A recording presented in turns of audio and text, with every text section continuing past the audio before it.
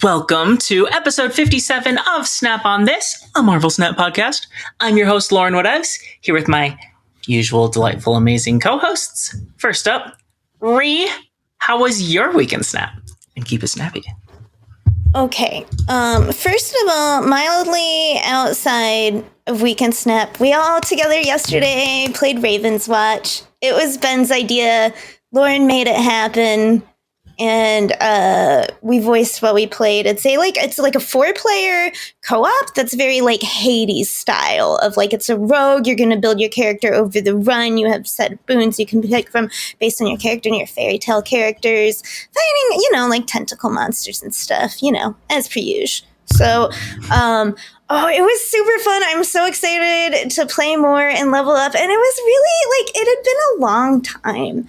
For me, I think the last time I played and voiced with friends, usually I'm just playing with randos on MMOs like Final Fantasy 14, where it hops in and people are nice and decent. And it's like, thank you for framing my belief that there are people who are nice and decent to strangers and in general. And then, you wave goodbye. Everyone's like, GG, TY for party. And Jet, but with your real friends that put up with your bits and shit, it's so it was a really good time. The last time I'd done that was we had been playing randomly Lost Ark for some reason when that came out. It was an MMO, an ARPG, kind of similar top down.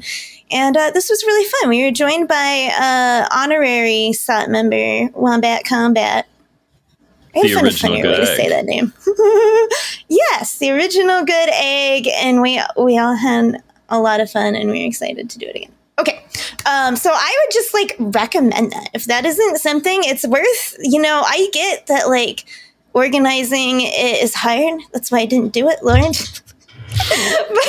It's way easier than organizing a full-blown board game night. True. Yeah, fair enough.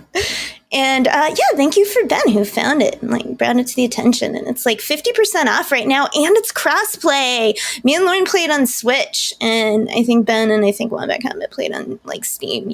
So it's on all the consoles, and everyone can play where they want to. Okay, so highly recommend. Make an effort. Remember that there's still joy in this world. Somewhere to be found, usually through your connections with good people. Okay, so in Snap, moving on, I did play some decent Snap this week. I treated myself to a little, it's gonna sound funny because I was so upset about not being collection complete anymore. But I do love opening up presents. It's one of my very favorite things. I didn't often as a child get presents that I wanted. So still as an adult, do I really enjoy, even if they are presents to myself, I enjoy them quite intensely. And anyway, so opening booster packs of cards, if you are a gamer, is always a good time until you have too many cards and then you're just getting repeat. You're just looking for a few and you're like, I have so much and now I'm happy with so little. How could this happen to me? But, I had that experience with Pokemon Pocket. Yeah. Yeah. It was really fun at first. And then it was just days without getting anything new. I was like, okay, I'm done.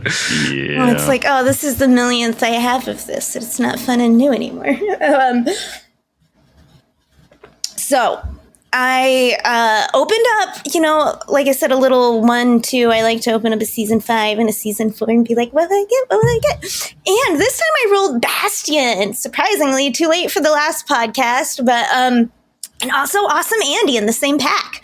Ooh, 2 for 1. It was very exciting. And then also I got Redshift. So I did try some Nomura things. I've been trying with Nomura. I haven't found something I like so much that I want to share as play this for fun, but I'm working on it. And I did go back if Skyboy is out there listening and remembers, I've been noodling with Spider Bay again. It's the oldest deck I still have put together in my list of decks that I'm still coming back to you, Bay, but so I've been noodling with that. So those on the cookers, I did do some, dabbled in a little Agatha with Redshift, but I wasn't doing anything new that everyone else isn't doing. They can't auto deck with her. So, the first thing I did was return to a deck I have shared previously in the Year After Colony 195. Is the deck, and it's a Doom deck, and it was before Invisible Woman First Steps came out, and it worked really well then. It's got Thang First Steps and Human Torch First Steps, and I put Sue in it.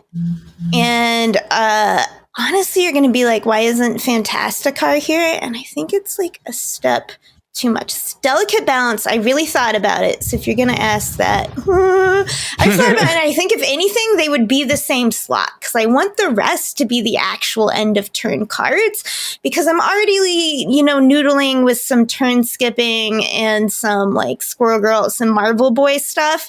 So it's just like it all needs to like come together. And I think if I took something out, including Blue Marvel for Fantasticar, it couldn't always pull together the way it does. It was going really well for me, even against some decks with Enchantress, to be honest with you. And like I said, it's Doom.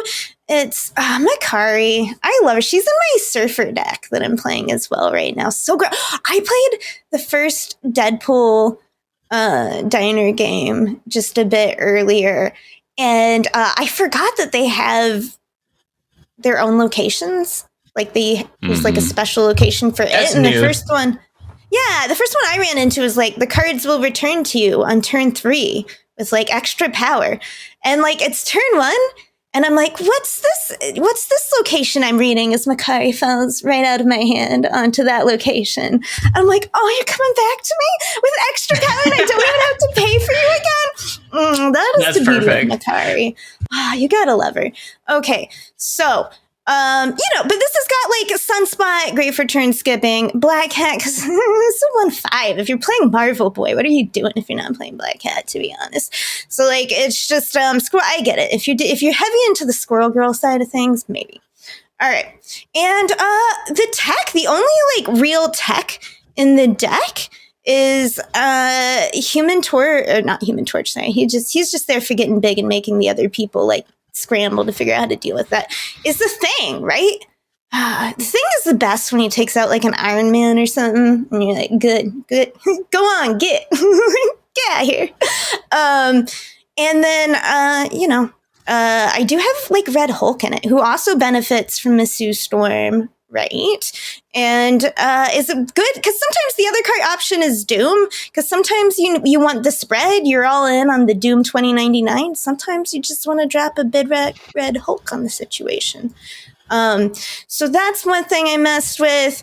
When I want to just win, I usually just play Surfer. I think I already shared it. Surfer with Viv that I've been playing. Makari. Lots of fun stuff. And I inspired myself by requesting Ben to share any Khonshu he had been up to, because I got up to a little Khonshu myself. I put back together, because it's got Meek and Apocalypse in it. I kind of have to call it Meek-ocalypse, even though this does have Moon Knight and Khonshu in it. So I feel like that should constitute a new re-archetype of discard. So here's the thing, though, is it's got Wong in it. It's so fun because a lot of times, right? Like, so sometimes I'll get a Meek out early because I don't want to play discard if I'm not playing Meek. Like, it gets bigger when you discard. You're discarding a lot of things. He moves for you. He's a mover, and he's just an all around joy. So it's like sometimes you don't even get your Morbius out early and stuff, and you're not really playing anything till turn 4, but you can win. This is a deck where if you pull the right combo, you can just win with 3 cards. And those cards are Wong, followed by MODOK, followed by Khonshu. That can be a good time sometimes. And then, but it's just like, even if they snapped you because they saw you were a discard, because they saw the Meek, and they're like, oh, they didn't draw their Colleen, or they're Sif, so they're doing really bad, and then you drop the Wong. And you stayed because you knew they didn't have anything to stop the Wong. You knew they were putting a Cosmo in this deck with all these odd reveals, So you went in there, and then after that Wong, you just drop either like a Moon Knight or a Silver Surfer and just take out their plan.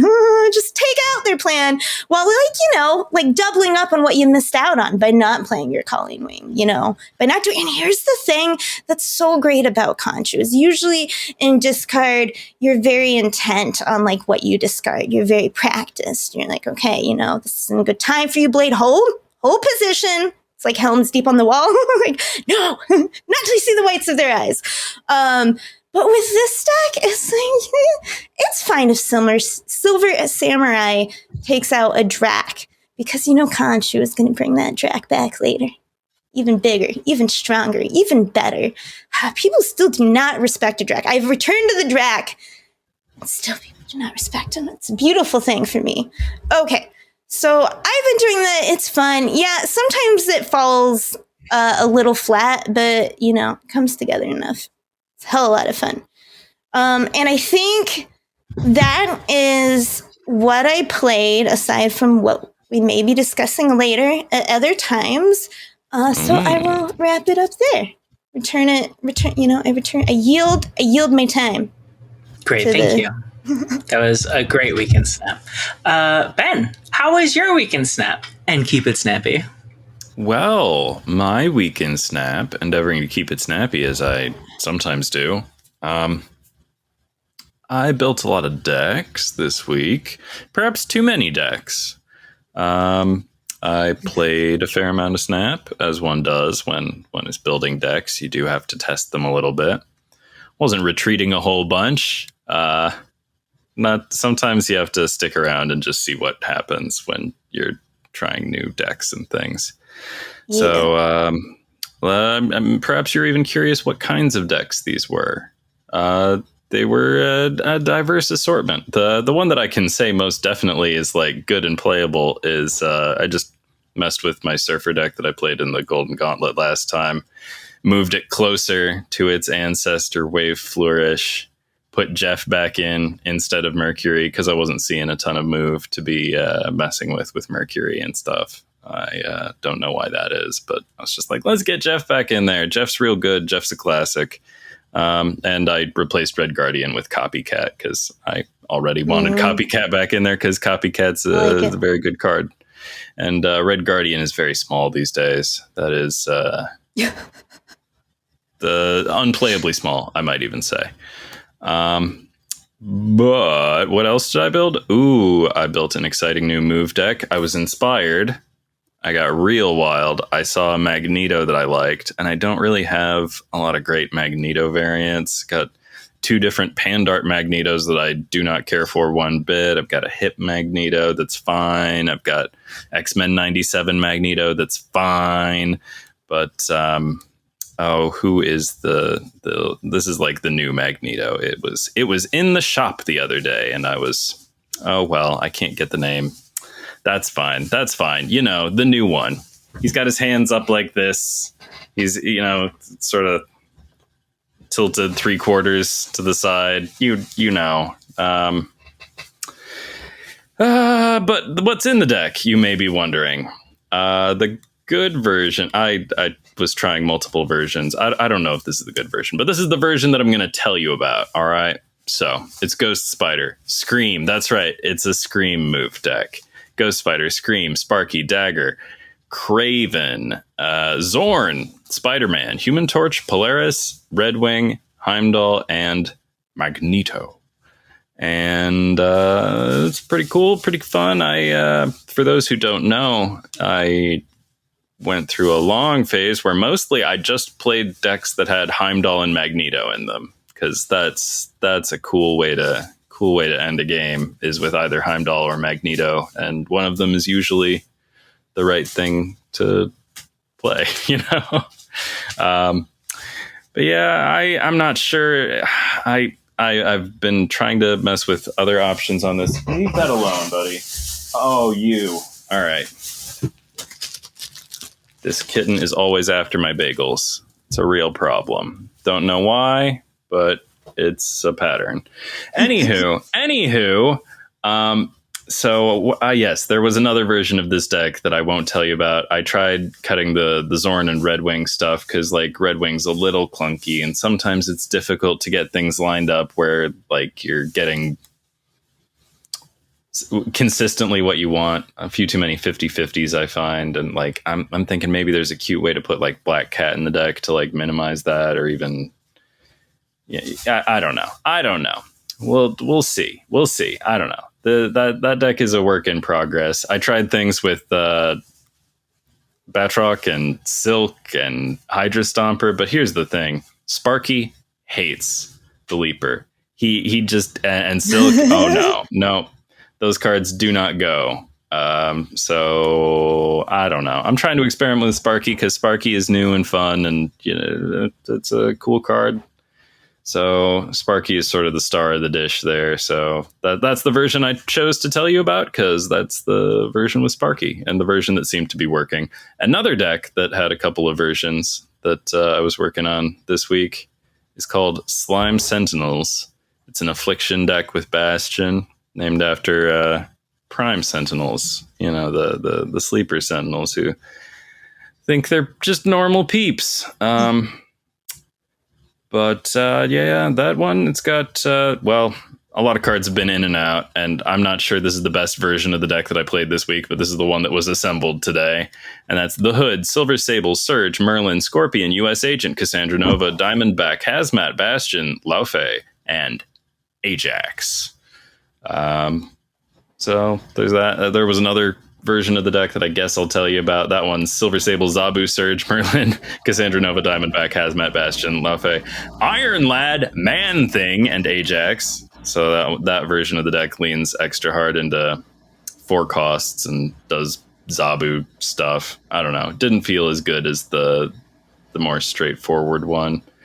But yeah, Merlin is just such a cool card. I think they got to nerf him. I hope they just nerf him to 2/2 and it makes him less popular and he still gets to do all his Merlin things about as well as he ever did. That's my hope. I worry that when the nerf does finally come for Merlin, it will be more drastic. And I love playing him. So I hope they don't break him too hard. Other things, I played a little bit of Deadpool's Diner. That was cool and exciting. I like how it's a lot like regular Snap. I appreciate that sort of thing. I've seen some of the new locations. They're fine. I like that they remind me that I'm supposed to be snapping more because like very often I snap once and I'm like, well, that was the snap, all done. And that's not really how that mode works. If you want to get somewhere, you should probably snap more aggressively and frequently and stuff. I have also been snapping quite a bit less than I actually want to be. Yep. I'm aware of the theory that like I should be snapping more. It's just hard to put into practice, and I appreciate that the locations seem to incentivize you and just sort of tap you on the shoulder, be like, is there something you meant to do this turn? And the answer is often yes. And let's see what else happened this week in Snap. I don't know. A lot of people were emoting. I muted everyone instantly. Gosh, really, folks? And like the people who like do it, like I never emote back. That like I'm not giving them anything. They just like they think that it's fun to treat all the other players as hostile, and I don't know why they have to be so like that. The hostility is sort of, I don't know. If I just had that bubbling up out of me, I would ask myself some questions. But who knows? Maybe it's really healthy, and I'm the one confused. Let's see what else happened this week. This is the last week before 1.0 of Hades 2 comes out. I'm very excited about that. Because I love this podcast and it's very important to me. I will be doing that on release day. But most of the rest of the day, I assume I will be, rescuing my family from Kronos's evil ass clutches. It'll be exciting to know how the story concludes. We played Raven's Watch. It was good fun. What else? We call ourselves the Synchronous. That's our band / That's our band. That's our prog rock band. Synchronous. Lauren, did you have a week in Snap? You should tell us about it. I did. I also played Raven's Watch, and we talked about making it a once a week thing, but I kind of I want to play it right now. Do you want to do it after the record? We can do it after the record. It was so fun. It's like it's been a long time since I've done that. Like, my game night fell apart during COVID, and I had friends move away during all that, and then we did play remotely during COVID, but that fell apart eventually too. So it's been a while. It was very fun to get that together again. I did clippy stuff. I think the coolest one I did this week was a fire hair joint where I place Darkhawk, and then I kill Korg, Rockslide, Mystique. So both of my fire hairs shoot out 3 rocks each and then become Darkhawk. Very cool. Except, of course, that fire hair is the most prone card to triggering fast forward. So even though I only destroyed 3 cards, I had 2 fire hairs, and I was just like, too much. So still cool, but so much less cool. Yeah. I don't know. Diner. I played a bunch of Diner. It came out 3.5 hours ago. So that's like kind of something awkward with our record time today is like Diner is Thursday to Thursday. So sorry, but like a few hours of Diner is like the best we can possibly give you because by next week it'll be irrelevant. But of course, Second Dinner did give us a ton of the information about Diner ahead of time, which I appreciate them doing. I think that's great to actually give people a chance to read what's new and digest it and do some theory crafting. Like, nobody's going to read the article about what's new when it's available to just go play, Yeah, and you're wasting refresh time or whatever if you don't strike while the iron's hot. Yeah, shame on you. Oh, speaking of, I wanted to see. I saw that your starting bubs contributed to your bub track, and before I write my guide, I wanted to see if refresh bubs did too. So I should take a screenshot of where I'm at. Please hold. Thank you. I appreciate it. It will make my guide better. Speaking of my guide, I asked SnapZone if they have somebody writing it, and I haven't gotten a response yet. Probably because they live on the other side of the world. And so it might end up there, but I think more likely it'll just end up on Twitter Blue Sky. If you want Lauren's guide to Diner, I might already be capped out. I know I do. I'm at 10K. I'm maxed. Yeah, I don't know. Somebody let me know. Let me know if the regen bubs give you a count towards your track. I think they probably do because we've had a few limited time game modes now where the like Arena Glory or the Sanctum, what are they, medals, charms, whatever they are, they all contribute to your track, even the bonus ones. So anyway, we'll talk about Diner in just a little bit. I don't know what else. I played Silksong, and it is still incredibly frustrating to me, and it is rewarding when you beat bosses or other sections that you're hard on or stuck on. But it really irritates me how I know I already went off on it last week, but it really irritates me how it's just missing some modern sensibility and respect for its player. I'm going to be doing this run back so many times. I'm going to have it mastered after 5 times. Just let me put a bench right before the boss fight. Let me focus on that instead of doing this huge run back every time. It's obnoxious. Also, there's farming for resources in it. I think that's also kind of outdated. It's one thing if farming is fun, but in this, it's go back and wail on old enemies, and it's whatever. I inspired. No, sorry. Go ahead. I was just gonna say, and then you go to a bench, and then you go back to the screen, beat 4 or 5 of the old enemies, go back to the bench to respawn them, go fight them. Like, it's not fun. Tell me about your... No, I was just gonna say, inspired by you and your Silk Song, I like booted up a Hollow Knight one late night on my Switch, and I was okay, so that's, you know, I'm killing things, it's fine. And then I was like, I have to remember this map because that's not happening. Like I would not be a good GPS unit in real life. Today I happened to take the longest distance between 2 points in an area I know well, just out of sheer stupidity. Stuck behind a school bus. Anyway, so I was going around, I'm like, is it gonna be on me to like remember how to get everywhere? Like, sorry to knock on it, but I'm having fun. I'm like, that's cool. Maybe I could be like the bug with dementia, you know, who just wanders randomly, protecting the people of the Underdark. So, that's actually another valid complaint. There is a map, but you have to use up one of your equipment slots to have a compass. Otherwise, you do kind of just have to know from context, like from the shape of the room, like which room am I in right now? Where am I? Or you can use up an entire equipment slot, which you only get like, I don't know, 2 of. It's been a while since I played Hollow Knight. Oh, but then how will I be Batman? You have to dedicate an entire equipment slot to like knowing where you are on the map. And that's just like, that's obnoxious. Don't do that. Anyway, I do keep the compass equipped 24/7. Right?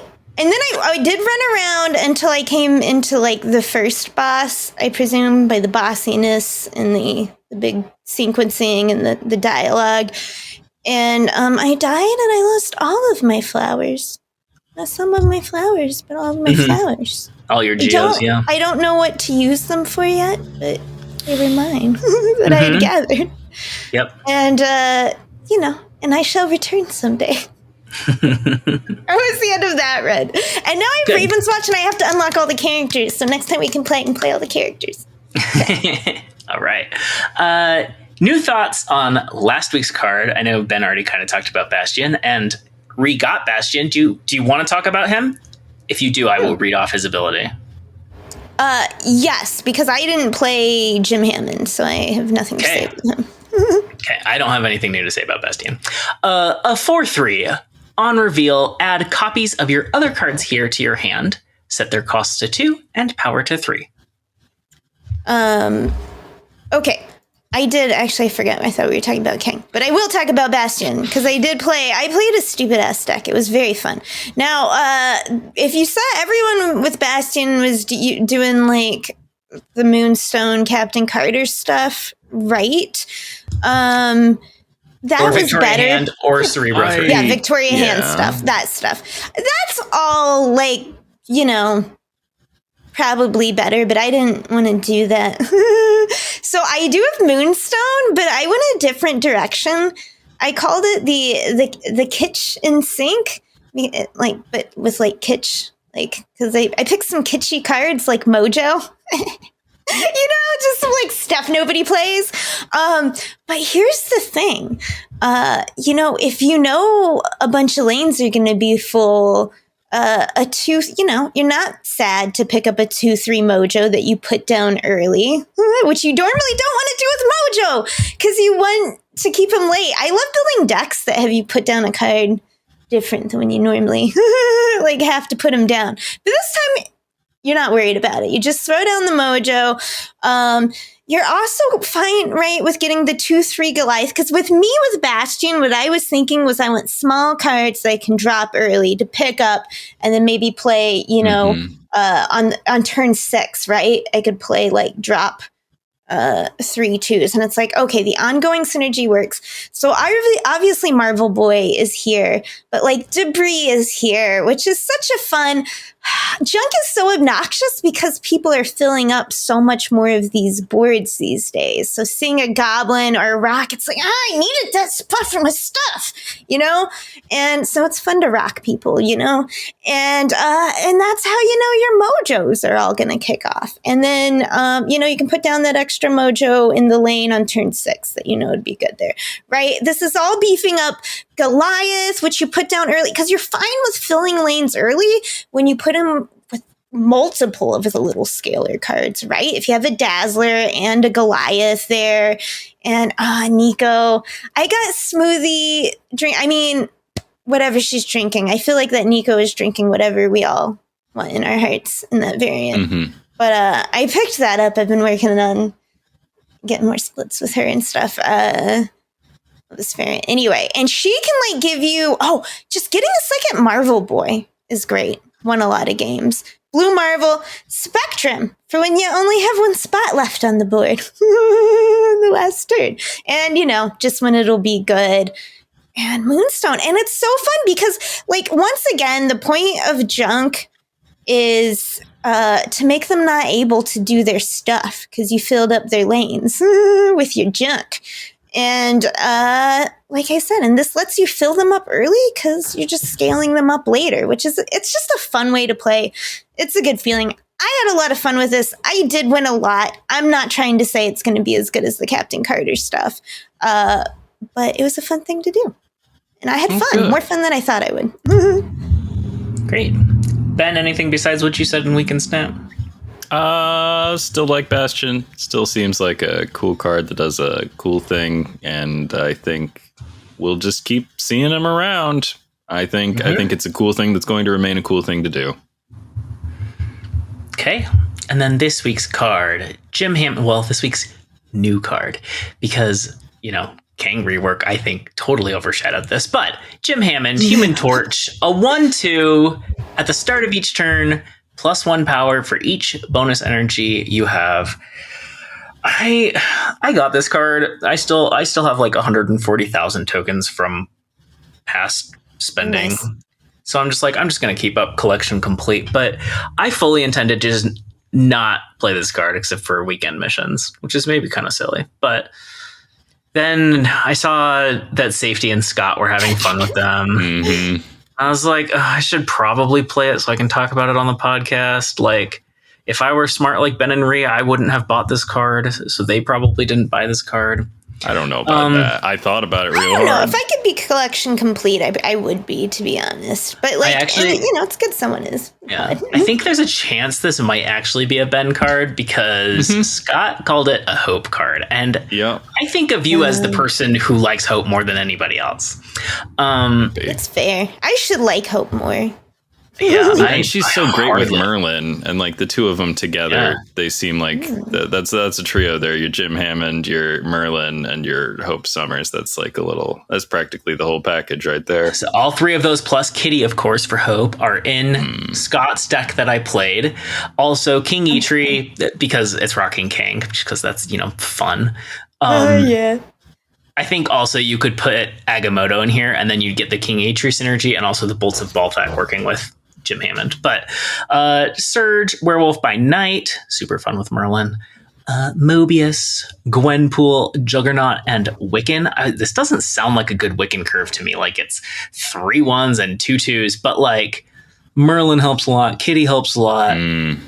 If you get King its-rie on 1, then you draw a Kang on, in time for turn 3. So like, I was surprised how often I was pulling off Wiccan with this. It was a very fun deck, but also Project Pegasus was the hot location yesterday. So I don't know if I feel qualified to talk about Jim Hammond because so many of them were at least 5 bigger than they should have been.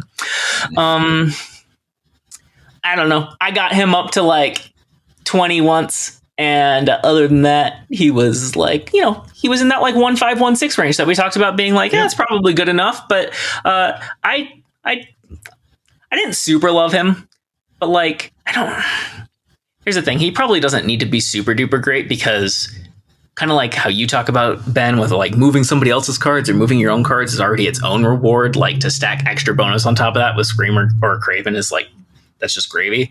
He's kind of like that. Like generating extra energy is already its own reward. It's already a beneficial thing to do. So he's just like extra. And I kind of thought he'd be a win more card. And honestly, he kind of felt like that to me. Like when he was getting big, like it meant I had a ton of energy. So like, I don't know if I really needed him. I don't know. I didn't love him. I don't think he's very inspiring, but there are people who I admire who did like him. Any thoughts from you? I'm glad to see people having fun with him. Of course. And always. He does seem almost like a me card but I don't like to be rewarded for making extra energy and stuff. That's just not one of my interests, at least not in this game. I've played a lot of games where like you get ahead by getting ahead on your energy or mana or whatever the resource is, and like it's fine, but I'm a little over it. I have not played a lot of games where you move the cards around and get ahead that way. So that's I think perhaps why it's a little more interesting, because like sure, I love ramping mana in a Magic the Gathering, but you know, I've been doing that for a long time. Or I was movement and board space is pretty novel in Marvel Snap. Yes, I don't think it's novel. like the only game that does it, but it's pretty unique. I mean, like it's also I do like increasing the mobility of like.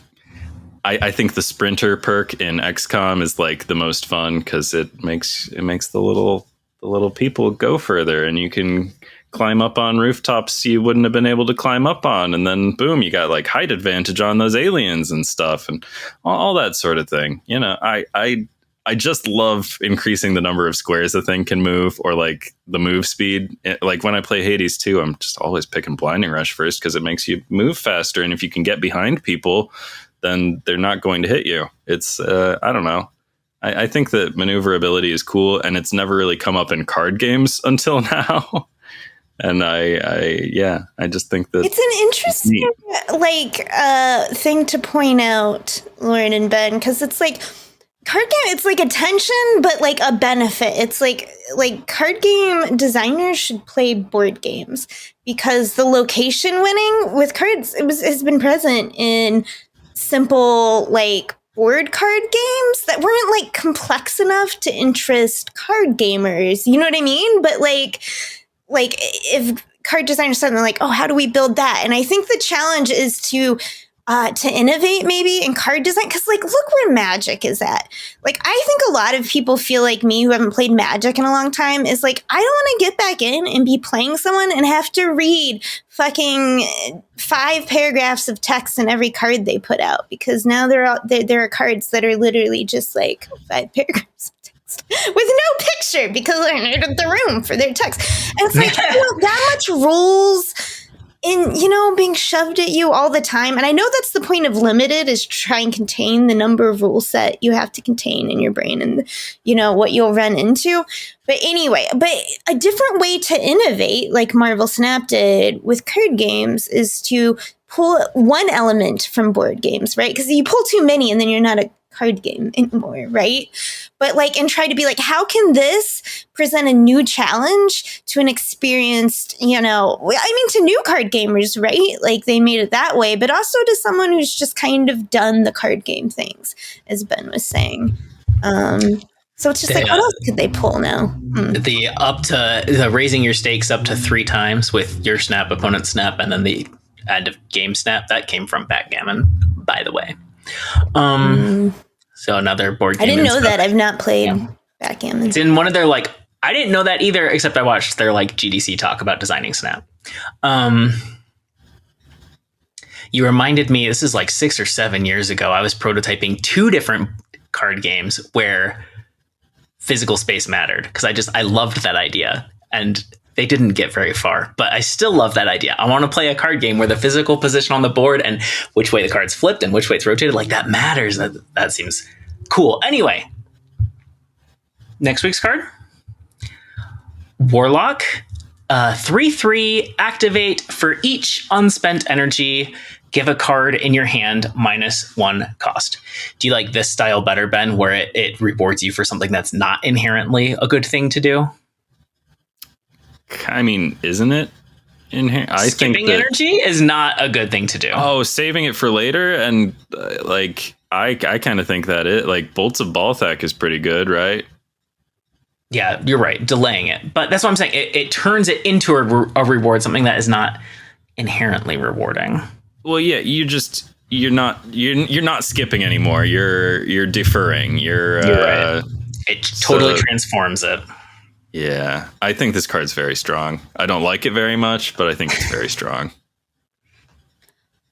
I'm super bummed that I don't know that I want to drop an extra 1K.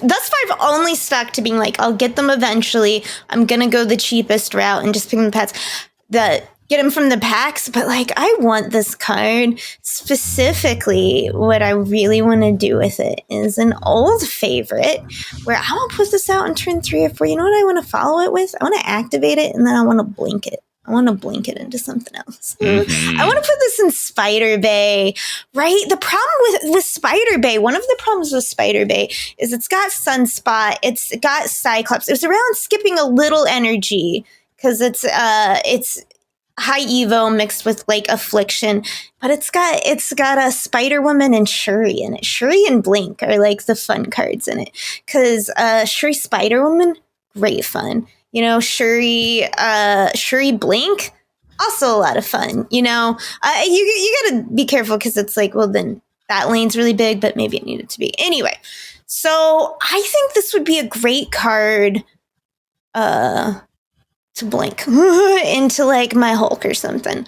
So, and like, I've been looking for more rewards for skipping energy. I loved Moon Girl She-Hulk decks, you know, back in the day. I played a lot of those, and I have frequently bemoaned that it's like you need to be using your energy. Well, you're just going to sit. Such a fucking American way of looking at things.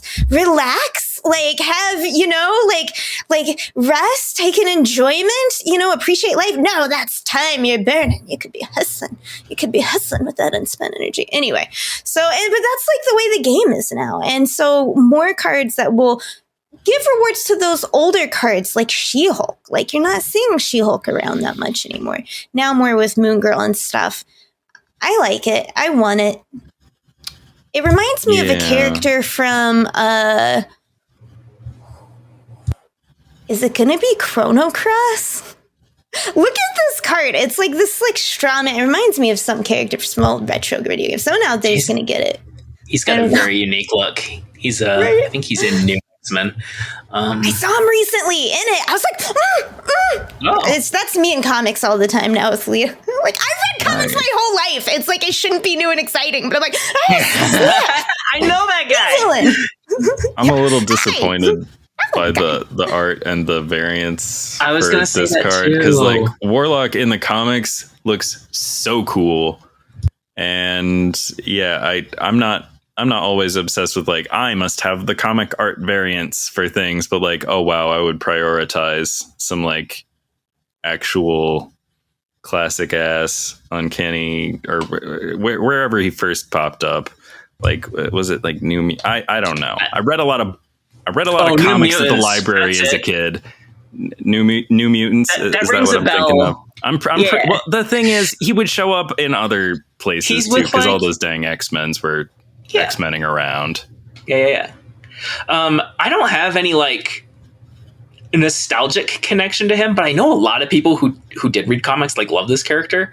But I just think he looks so cool and weird. I would love to collect a variant or two for him, but yeah, I don't like that they're all the like weird green mop top. Yep, like it's weird just not and ugly right. and they don't look right. I don't know. This one's pretty good for base art though. You know, credit where it's due. I'm excited for this card. I think it seems super flexible, quite possibly too good. Because it's so good that I dislike it and I can't skip it because it's going to be too good in too many places.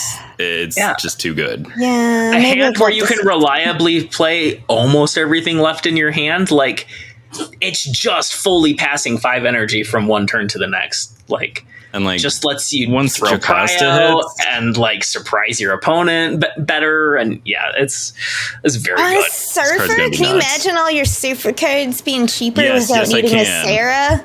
Yes, better than Sarah.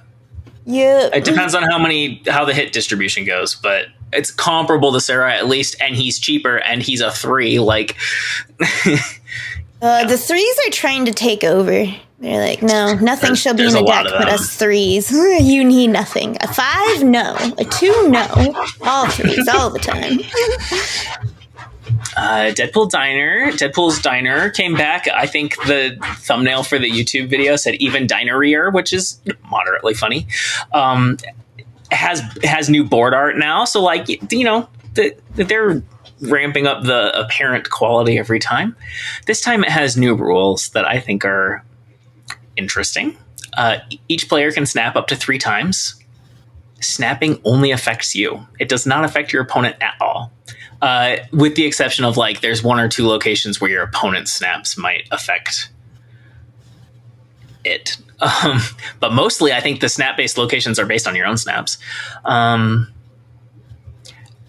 The stakes get raised immediately. If you snap, it doesn't have to go into the next turn. But like the fact that and there's no auto snap at the end of the game. Like there's no like the turn 6 stake doubling doesn't happen. The only way you can possibly have stakes raised on you is if you snap, which also means that there's no incentive for retreating. And I think that is like the weird, like, is this approaching high voltage where like winning doesn't matter as much? It does matter because you want to win bubs. You can get to higher tables and I mean, it does matter. And it seemed to me like they reworked it that I just figured out in my head. It's like, bubs are basically like XP now, right? Because nachos are the currency that you buy stuff with. And bubs just move up your like XP bar to unlock stuff. Yes. So they're doing the split currency thing like they've done for other events. But also bubs are your buy-in and what you're... Like, that's right. They replace the cubes. So like, yes, they're your like progress bar, but they're also like, that's what you spend to enter the table. And that's what you're gambling with. I think some of these changes were implemented like in the spirit of player friendliness, but I don't think they've made the mode any easier to understand. And I think that, I don't know, a little bit of clarity and like just legibility of the systems would maybe be better, and I think maybe their priorities are a little out of whack, although I do see that there were some good intentions that led them to this. I just don't think they stuck the landing. I like though, okay, this is so minor, but I did sneak in one game before the podcast, so I don't have a lot of experience with the mode yet. But I loved how it's like, then they showed my avatar and stuff like that, and it had the little hearts and like I sparkles love the hearts around too. it. And I was like, you know? Like, I loved it. And then it was like against like toxic, obnoxious person. I'm like, that is all my opponents. That is, you get me? I love that you highlighted that because I had the exact same thought, and I know that's so basic, but like the little like animated hearts, I was like, I want more cute stuff like that in Snap. I want more cosmetics that are darling and make me go, oh. Ben's reaction was like probably just like, fuck this. Oh no! Did you even notice? Nope, not even a little. That's what I thought. I'm like, Ben's like, what? Oh, okay. Yeah, I did notice that the name of my deck was in, messy Deadpool font. Yeah, I thought that was super cute. Very flavorful. One thing I do like is there are only 4 tables now. So that's nice. That is nice. The top table has much smaller prizes than the top table in past diners, but also like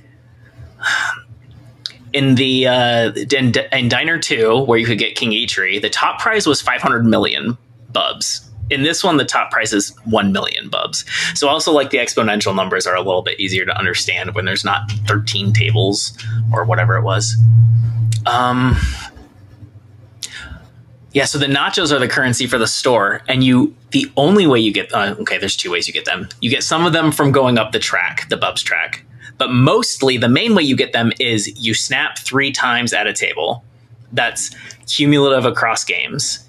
And I don't know. It's weird. And if you snap more than 3 times, it still resets to 0. So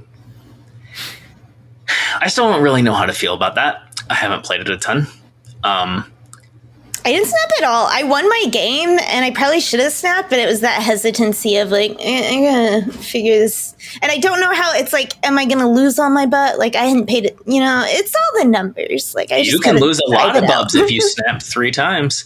Okay, good. Yeah, that's the thing is you can play really conservatively. Yeah, you should have at least once.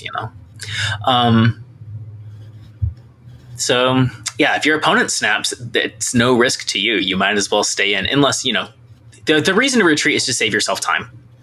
I don't know. It's weird. I have several times now found myself. Denying your opponent something if you retreat early? It does deny your opponent the ability to snap. Right. So I have on 2 or 3 occasions now, I'm like, oh, I have a huge lead. My opponent might retreat. I'm mashing the snap button so that as soon as it lets me snap, it counts it. Because if they retreat first, I don't get credit for the snap. And that's a weird thing to incentivize. Anyway, I'll do more math. I know that they had math out early, so I could have had a guide out, but I feel like there's always details they miss. Yep. So you're going to be working with partially correct information. I want to experience the mode before I write about it, because there's always something that's missing. Every single game has one of the Deadpool locations, and they're cute, and there's little crayons to indicate that it's a Deadpool location, and they're fun. And they're all good jokes on existing locations. You know, so Project Pegasus, there's Project Unicorn, and both players get a Gwenpool. I have a question. Do you know if locations get re-rolled by, your Omniversal Presence, Scarlet Witch, Nocturne, whatever? Is it possible to roll a fresh diner-specific location? Is it a 1 in 3 chance, do we think? I have not seen that happen. I would really doubt it's a 1 in 3 if it is possible to make a new one. I've definitely seen some Omniversal Presences and have not seen 2 Deadpool diner locations in the same game. Well, I'll keep my eyes peeled. So related to that retreating and snapping thing, that would be if you are going to retreat and your opponent hasn't snapped 3 times and you want to be a nice person, you might say snap and give them a second to snap before you retreat. That's if you want to be nice. And they'll mean emote you, and you'll be like, why? Yeah, they're not going to get it. You are absolutely going to get mean emotes. Maybe I'm losing snap? I don't know. Maybe. At least give them a count of 3. Give them some time to snap. You don't have to be nice. It's fine. My early math shows that obviously you want to be playing well and conservatively and good snapping and all that, good retreating, not retreating, but don't snap if you're not sure you're going to win. Cause then you can play at the higher tables and bring in bubs faster, but nachos you get at a better rate on the lower tables. Okay, you get them at a better rate for your bubs that you're risking at the lower tables, but you get them at a better rate for your time at the higher tables. So that's something to balance. I see what you're saying. Yeah. Anyway, the general goal for everybody at first should be to be focusing on bubs, not nachos. Get your bub refill up to level 5. That's going to make everything better, including chasing nachos. Okay. I hope y'all have a great week, and don't sweat. If danger's the only thing you care about, she's not very hard to get. You'll do it. I'm going to feel really bad if that's not true, but all my math says it's quite doable if you snap super aggressively and have a 50% win rate. It's super doable. So I think most people can achieve that. All right, we had a patch this week, semi-eventful patch. The first one that changed any balance at all in a while. I missed that. That was fun. Anyway, first up, all borders in the game are now available for tokens instead of gold. I saw some early consternation about this, but you can always turn your gold into tokens at the token shop, and the rate for the new borders is comparable, in fact, a little bit cheaper. So it's really just a more flexible option. I think it's great. Good way to address players who both the players who have too much gold and the players, I don't know who that is, and the players who have too many tokens. Supposedly, the blue and red distressed borders, the black and red matte borders, and the black and red web borders are available in the general pool now. But I don't know anybody who's seen them show up in the store yet. I haven't seen them show up in the store yet. Yeah, that'll be fixed. I think enough people have said it that I don't think they're in the store yet. Yeah, I feel like if somebody had black matted their entire deck, I would have seen it. Anyway. Also, they added a bunch of returning player stuff. It's cool. I don't think it's quite enough, but like there's extra missions. There's a discount on the season pass.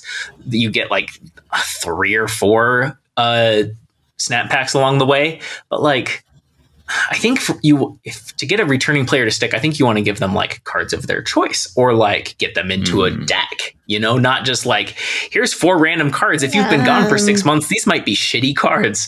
But, you know, step in the right direction. And then Kang, the headliner of the patch, finally changed. Big bad from days of yore. 3-4, game start. Replace this with 4 Kangs with text from random cards that cost 3 or more. I think it's just worth noting real quick that every one of those Kangs has its own variant, and I think that's great. Like they get random variants. Yeah. But it does highlight how boring a lot of the Kang variants are. They're very samey, yeah. Yeah, not as much personality there as There's one like might this hope. watercolor looking one. I'm excited to get that one. The Peach Momoko one is great. Yep. That is my favorite one, for sure. Should have known that was Momoko. Did you play much? If you do get that one, open it up and look at it in 3D, because like the 3D on that one is killer. I played a bunch of Kang. I played against a bunch of Kang. I was not expecting him to be quite so popular. He was so popular, right? That's insane. I knew. I'm like, I will see nothing but Kang, and I was right. I saw nothing but Kang for like until the very late night. Yeah, I had a lot of games that opened with both players doing the Kang animation. The new animation's pretty good. It's long, but it's pretty good. I mean, just for so long, it's like every single intro, it's double Kang. Oh, yeah. Double Kang. Double Kang. Double Kang. Like, you Kang? You Kang? We're all Kang. Kangs are spreading. All right. I played him in like 4 different things. I don't know if any of you have seen. Oh, I gotta think how to pronounce this. There's a person who does pretty funny, like meme clip videos on YouTube. I think it's DJ Elobot or DJellobot. I don't know how it's pronounced. Anyway, collaborating with them on their Kang video. And so I was trying to get fun clips for this. So I played a bunch of Kang Surfer and Kang Victoria Hand, and Kang was in Scott's Wiccan Jim Hammond deck. You know, I got Kang with Galactus. I got a handful of 7 Kangs and with all 4 variants. Yeah, there's some fun stuff. I don't know. Like, it's really fun when you win a game that you probably shouldn't have won. Like, I stole a Quantum Realm because I had a Claw Kang and also Blob Kang, but also a lot of the Kangs just are worthless. Mm-hmm. Yeah. It's a huge range of cards it could be between costs 3 and 8. Yeah. Okay, fair. But that's why the perfect deck for this, what I played with it was Snap Variants deck that they called Big Hands, because it's about big hands. And they put it with so Victoria Hand I know doesn't affect the Kang variants because you did not generate them in your hand, so will not buff them. But it's a Victoria Hand deck because it's like a Devil Dino deck. And the idea is these Kangs contribute, because you have like Kahori, to where you just want a big hand, and if it didn't turn out a good one, it's still benefiting you, you know? Just resting equity there in your like. Wait, what does that have to do with the Kangs? Okay, so when your Kang is worthless, you just leave it in your hand and it'll help you with Kahori or Devil Dino, right? But when one's really good, that's great. But this is a deck that has like Collector, it's got Mirage, Mole Man, so it's got ways to generate cards. So it's kind of one of those things where, is Kang the best thing you pulled? You know what I mean? Like, to play, but maybe Agent Coulson. Agent Coulson's here, Kate Bishop. Maybe those cards are better. And if not, then the Kang just ends up being what sits in your hand for Dino or Kahori buffs. Essence in here, because that's just fun sometimes. I've definitely won by using Essen to pull an Iron Man from my hand that I got from like Coulson. It was perfect. It was the only one in my hand too. Anyway, so Quinjet's here, obviously, because you're getting a lot of cards. Mole Man was surprisingly fun and useful, and it's like, you know, you're not like too mad if you hit your Dino or your Essen and you have other cards because you're just genning cards.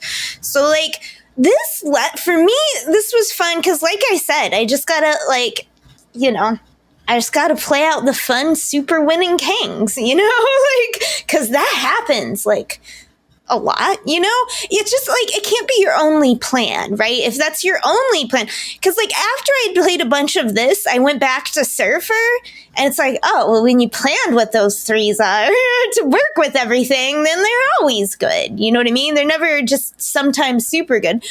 But like I said, this just lets you cherry pick the best Kang variants, this deck, while the rest are still kind of generically useful for you. And for me, it made my problem where I just hate playing mirrors so much. It kind of took that away because it was so fun. And a lot of people were playing Victoria and stuff, and I had Rogue. So, like, Rogue's in the deck. That was fun to do to people. It's like, no, it's mine now. No, my cards that I stole with Mirage and stuff are bigger. And I just had great fun. And it's so rare for me to actually still have so much fun when I am just playing the other card repeatedly over and over again. So, you know, in case Net Variants listens, thank you so much. It was such a joy to play this deck and have so much fun and play, you know, cards like Isan and Wallman that I really messed with either. Just have a good time. That's what I did with it. The Kang Rework. Okay, so here's the question. Do you think he's good? My opinion, as a person who's only played against him, is not really. No, I did see some very cool Kangs. I saw an Ultron Kang on a TVA thing. Took a screenshot though because it was not good enough to beat an enormous Human Torch and a bunch of other bullshit. Yeah, I don't know. I know that like yesterday, I don't know. I heard a prediction that Kang is the new RHM or an assessment that like people are gonna turn. I don't know. I could see this card having like good cube rate because you do have some information that's very hard for your opponent to account for. But I don't know. It's got a lot of bad hits and it also dilutes your deck in a significant way. And I just don't think you're going to be...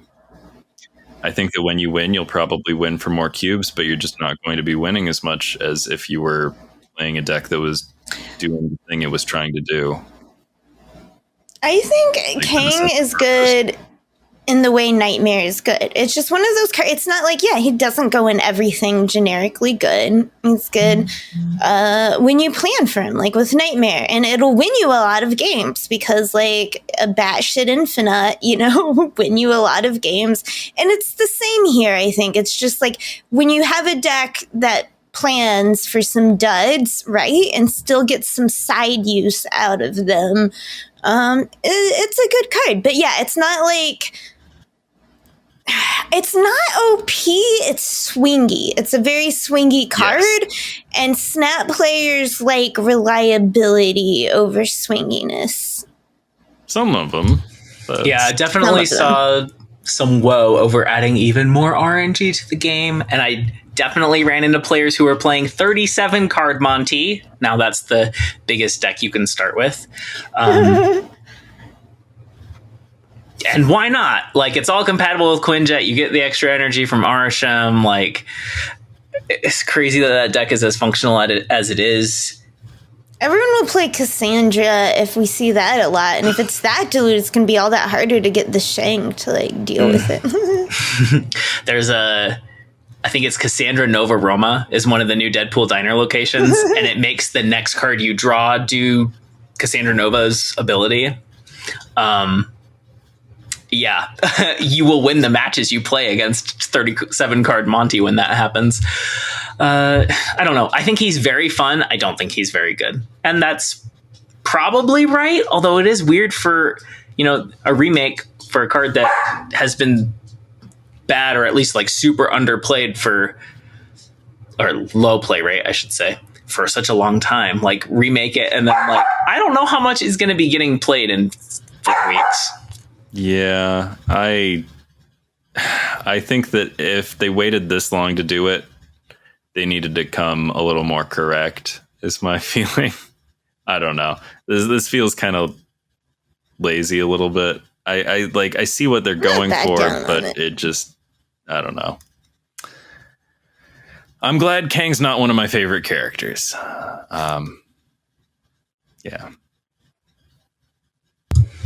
Okay.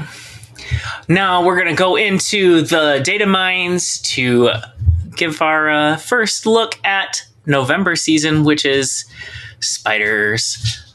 You got some Spider-Mans and also some bad guys. So let's just get into it. The premium season pass, Spider-Punk, a 3-2. I love this art. The logo's sick. That was important to me. I'm happy with how it turned out. And the variants, I'm sure, are going to be killer.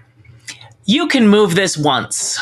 When this moves to a location, steal 2 power from the highest power enemy card there. I added the word card, but you get the point. This seems like a Ben card, but now you're going to tell me you don't like it because it's too good. No. Maybe. I don't know, but like it's so much a Ben card. Like even if they have to nerf it a little, it'll still be a Ben card after they've nerfed it. It'll be fine. And I'm not sure it's going to need nerfing, but I also think it's probably going to need nerfing. I mean, it does the scream thing as many times as you can move it. And you can move it a lot of times. It's still smaller than Vulture. It's a 4-point swing when you move it instead of a 6-point swing. But it does remind me a lot of Vulture. That's a bigger swing than current Vulture. Yes. That's what I'm saying. Like you missed old Vulture, and I'm like, this is it. This is the replacement for Vulture. Like, plus he can move himself once. It's cool. Mm-hmm. I do like cards that can move themselves once. And also, I like it when there's a reason to move them more times than once. Like, Nocturne is such a cool design. For me, for the way, because, like, great for move decks. For me, I still might pick Rocket and Groot for the general reasons that I would put this in a deck. But, I like it. I dabble. Rocket and Groot only steals 1 at a time, though. But I mean, so when I'm not usually not making move decks, you know what I mean? Yeah, they don't need a Once support it moves, package. Will move, and then you can potentially get. Usually, you at least get a 3/4 with a Rocket, Raccoon, and Groot, potentially higher. And for me, like I said, if I'm not building a move deck, then I'm only expecting to move it the once. So this guy's at 3/6 if you move him once. Like, pretty good. I guess you're right. Yeah. Okay. Reasonable. The super premium season pass looks like it's going to be Series 5 again. Like, same thing they did with Sparky. I assume that's what it's going to be going forward. Man Spider. 5/1. On reveal, merge the last card you played into this. When this merges, double its power. Ben. I think it's too good. That's what I think. Yeah. I think it's going to make huge numbers. At that cost? Yep. It's also a Mr. Negative card, you know. It's a Ravonna card? It's a lot of kinds of cards. I thought about this card hard the other day, and I thought about writing down some notes, and I forgot to. But yeah, I think this card is very strong. It reminds me a lot of Shuri. Yeah, I mean, that's the obvious point of comparison. Yeah. I think this card is gnarlier than Shuri. Also, you can merge it more than once. Oh yeah, super nasty on like an Agony. No. Yeah, you're right. Because most things, I didn't catch that. Most things merge into and become the thing. Like Agony or whatever, right? But like, that becomes it, so you could remerge and double again. Okay, I see it.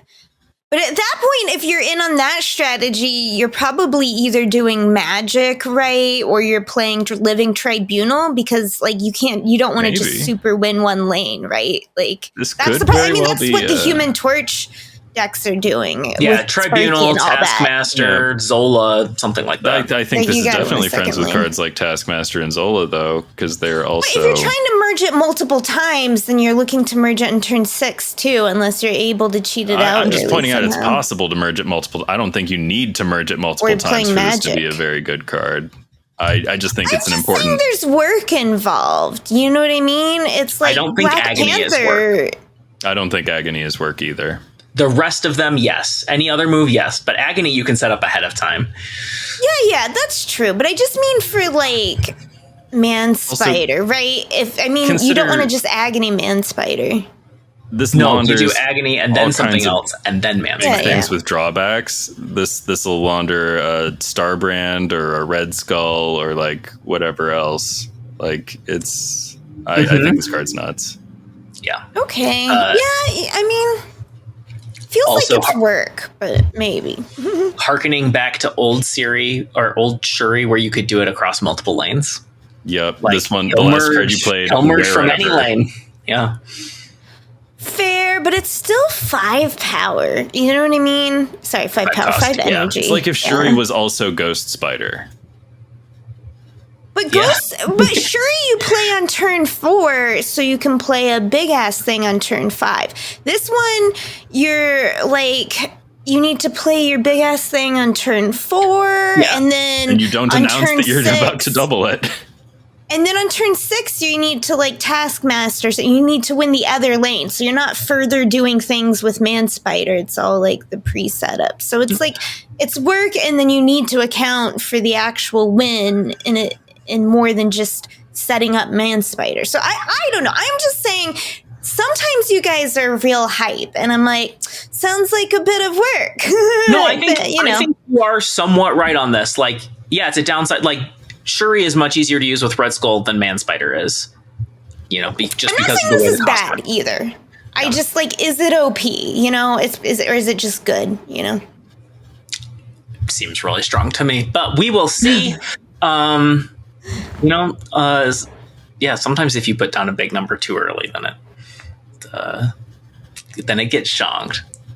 And then you just spent 9 energy on getting hit by Shong. Well, consider what if you played Typhoid Mary on 4 and they're like, oh, I've got a Shong for that, and then they super don't because it's actually a 520 in a different lane than they thought. Mm-hmm. But it's like how Wong, Black Panther, Zola is super big and will always win game. But you know what I mean? It's not like it's like this is an OP combo. It's like it's just Wong, good. Black Panther, Zola starts announcing what it's about on turn 4, and this one lies about what it's about on turn 4 and then tells you what's up on turn 5. I mean, does it when the deck gets recognizable because it's meta and everyone sees like. I think this card's good enough that it might belong in multiple because, like, I don't want to act like I think this card is bad. I like it, and I think it's good. I just don't think it's, like, free wins, you know? It'll be cool. Is free wins. I just think it's very strong. Cryo, just evacuate something out of there, like switch lanes. It is pretty cool. Superior Spider-Man. This is our first week Series 5 card. Also, is the name of the card the Superior Spider-Man Returns? I really hope not. That's what the logo is right now in the data mines. I really hope they edit out the word returns. Possibly also the, but we'll see. 3/4, end of turn. If you have a card with increased power in play, you get +1 energy next turn. It's nuts. Silver Sable. Yeah, it seems really good. Oh, Silver Sable's a good one. I was trying to think, what's the easiest way to do this? And I was thinking like Hawkeye and Agony, but Silver Sable is the answer. Anything else? That's all I had to say about it. I was just like, gotta get this out quick. It gives you energy, and you put it down on 3. So for me, right, an extra energy good and turn. it's dangerous. Like look at the things we do for Wiccan. We're like, you want a Quicksilver? We'll give you like just a 1/2 every time, and not like a Nico that we could be playing instead. We'll give you a Domino. Just give us that extra energy for like 2 turns, you know? That's how good extra energy is.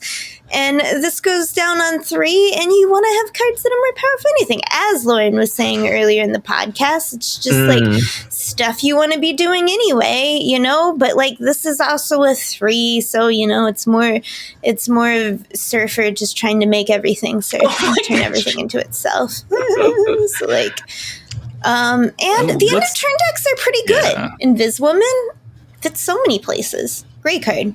This one, you guys are all like Man Spider. I'm like, oh, that sounds fun, but like the big combo payoff that is sometimes hard or whatever. And this seems pretty good in a lot of things. It's, I think it's comparable to Hope, but you do get the extra energy on turn 4, which is, you can only do that with Hope if you like Rocking Wasp. That's what I'm saying. I think it's better than Hope. It's comparable, but I think it's better. Except, of course, Hope, you can stack a whole bunch on the same turn. This is true. They're different cards doing different stuff. And then the first week Series 4 card, a 1-cost skill called Web Sling. On reveal, next turn, you can move one of your cards away from here. Is that original Space Stone? I think. Yeah. Reverse Cloak. Except it doesn't take up space the way Space Stone did. Is a really good card. Yeah.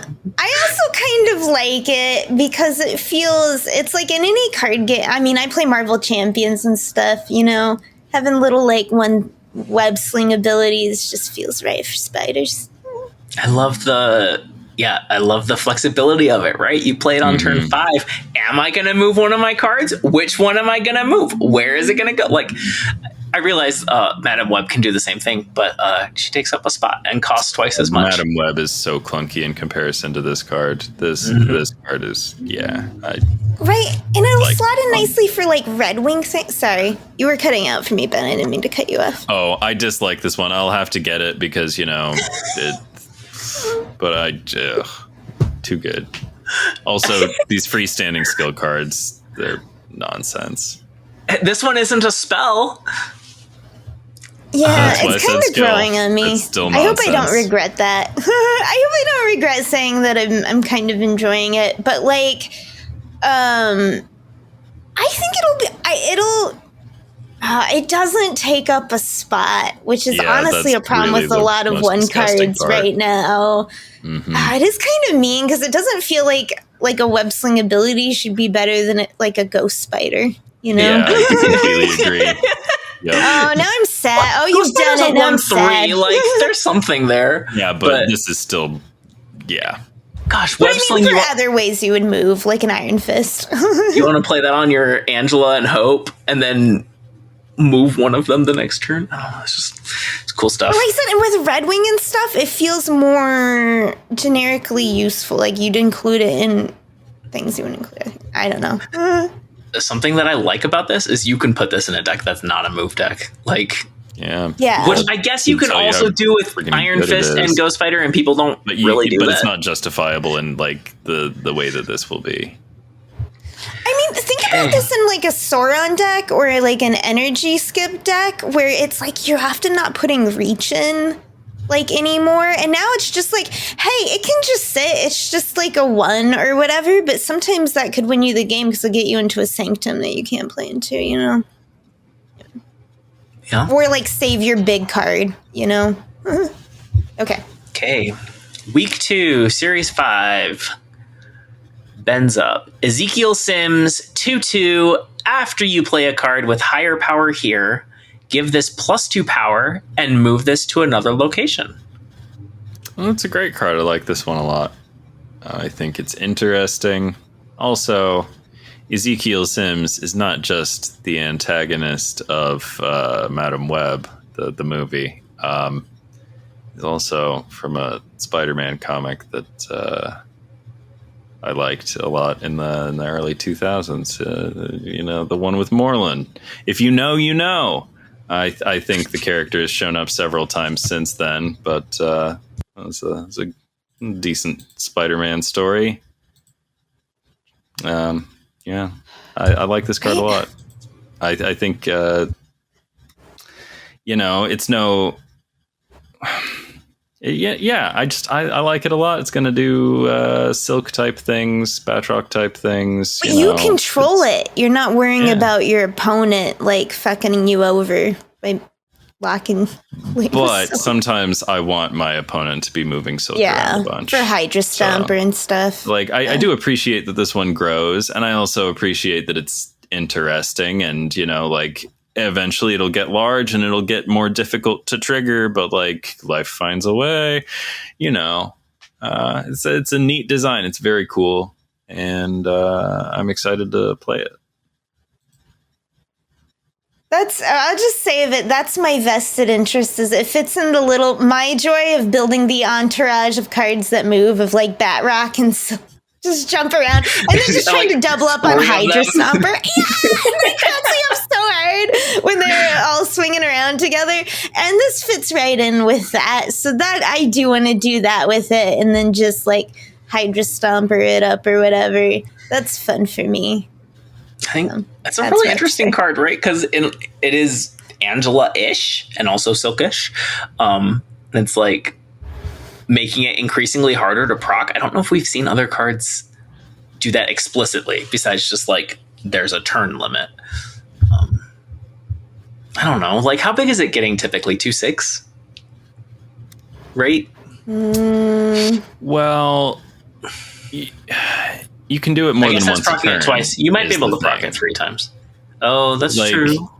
If you find a way, let's see, on turn 3, you could like maybe you play. Just a black cat. Yeah, you play like Black Cat, and then you play Silk, and you can move him twice. Maybe if he moves, to the right place. Predict where he goes, yeah. But like that's what it's all about with Silk. Like just like giving yourself opportunities for things to go right. Even if you can't guarantee the outcome, just like play to your outs. That sort of thing. Feels like a Series 4 to me, but maybe I'm underrating it. The following week, Series 5 card, Spider-Man Noir, a 4/4.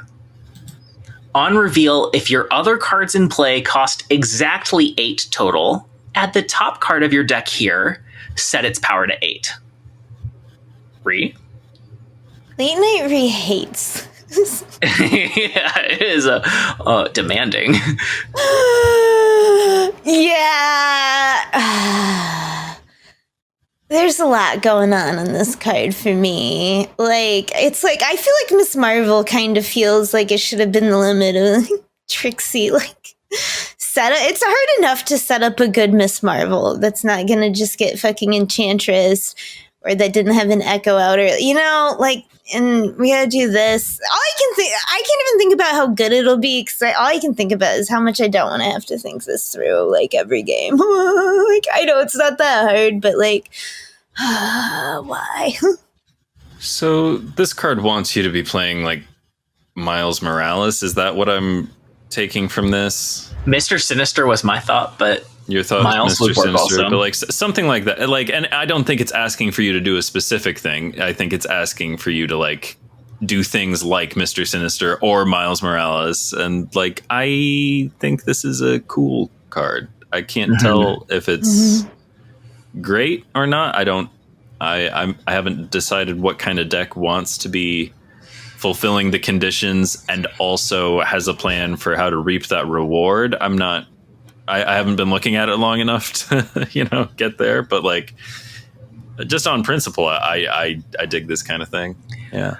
I like how cool it is and how weird it is, but yeah, it's a tricky card. I don't know if we've seen anything quite like this. It's doing a Jubilee, but then setting its power to 8. That could be huge depending on what you're pulling.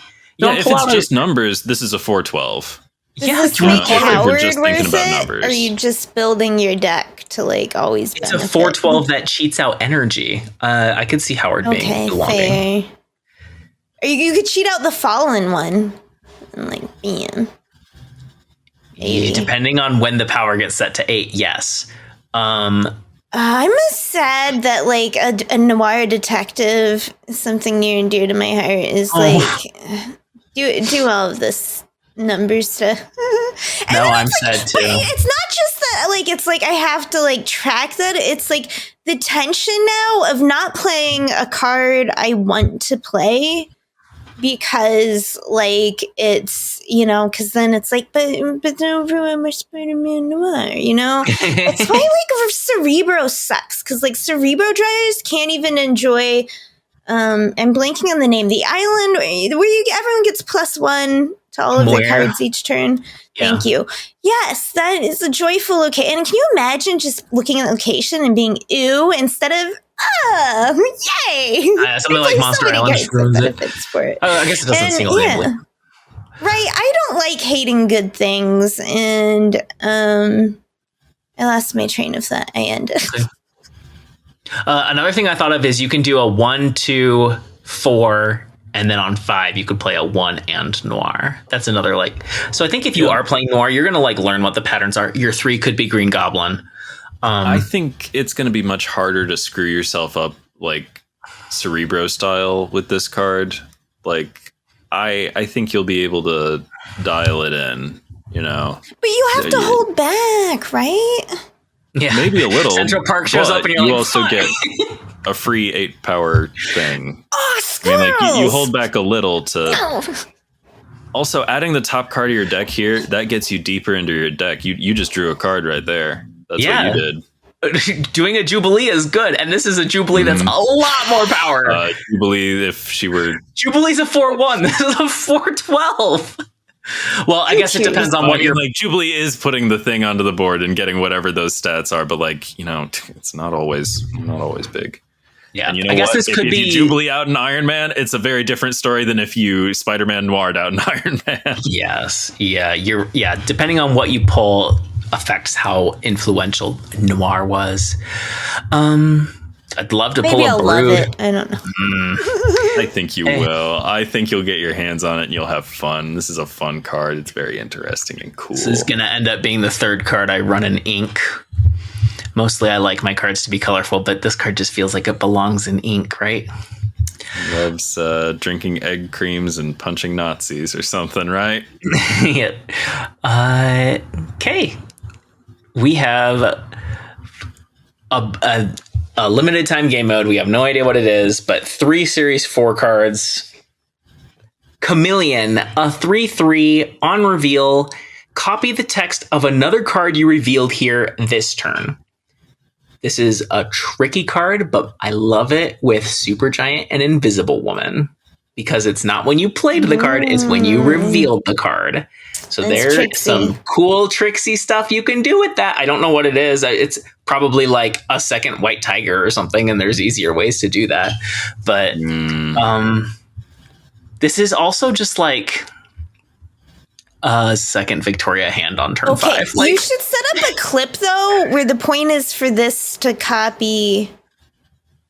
Put down a Wong, and then you know what I mean. Just like make some ridiculous like quadruple of. I was thinking about because I was like, make it copy an Odin, but then the Odin needs to be copying it on. It was a Russian doll situation where it's like, wait a minute, what are we doing here? I mean, you could do that with like Sarah on Limbo. You can afford both of them on the same turn. It doesn't have to be an Invisible Woman situation. This is a weird card, which makes me like it. But I would be surprised to see play out of things besides like Cerebro. You know, Cerebro Chameleon works just like Cerebro Mystique, and it has 3 more power. Or like I said before, Victoria Hand, like that sort of thing. A late turn, copy the text. There's got to be some good things to copy the text that aren't on reveal or ongoings, right? Like where Prodigy is currently the only card that can copy them. I guess Lad, but like yeah. Yeah, I'm still not sure what to do with this card. It's the one I've like thought about the least hard because it's the least my kind of thing. Can it copy a skill? I don't know. It doesn't say like if able like the other copy cards do. maybe it can copy something out of the banish pile. See, that I was wondering about that. I think it still has to be there to refer to in much the same way that Mystique and Absorbing Man need them to be there. They'll change the text to say if able. Oh, but you know what I bet does work? I bet if this shows up while you're polymorphing something, I bet it will do a fresh polymorph while polymorph is still around. Because funny things happen sometimes with that skill. Oh, if polymorph makes the chameleon? Yeah, if polymorph evolves something else into chameleon will see polymorph still in the spot and do a fresh polymorph. Okay, another skill, another one-cost skill, Deafening Chord. It's got Spider-Punk wailing on a guitar.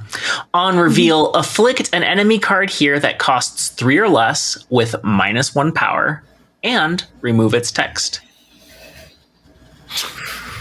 It's in some ways just better than Red Guardian. It's so good. For one, you could take out like a slew of, invisible women first steps and that stuff. Like, It still hits most of the things that Red Guardian was going to be hitting.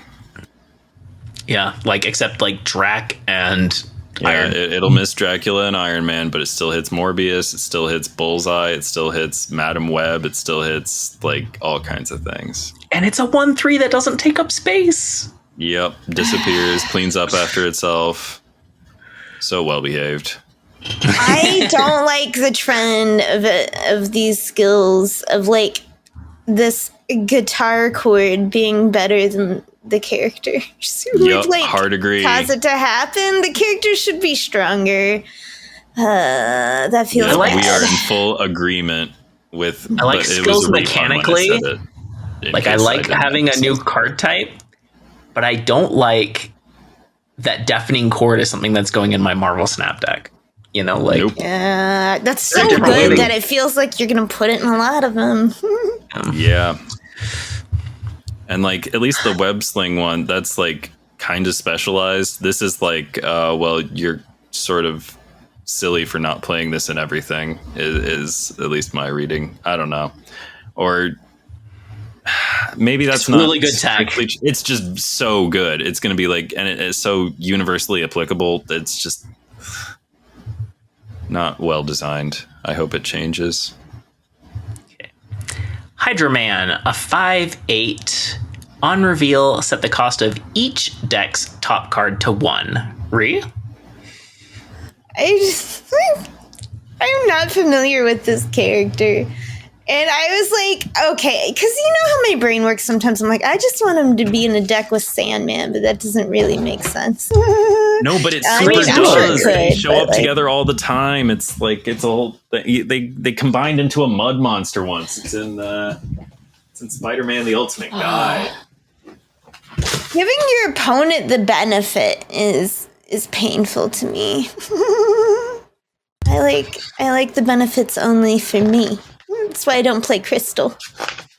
Yeah. Like Crystal, I think one approach here is just to make it more beneficial for you, right? If your deck has a high curve, more likely to help you than your opponent.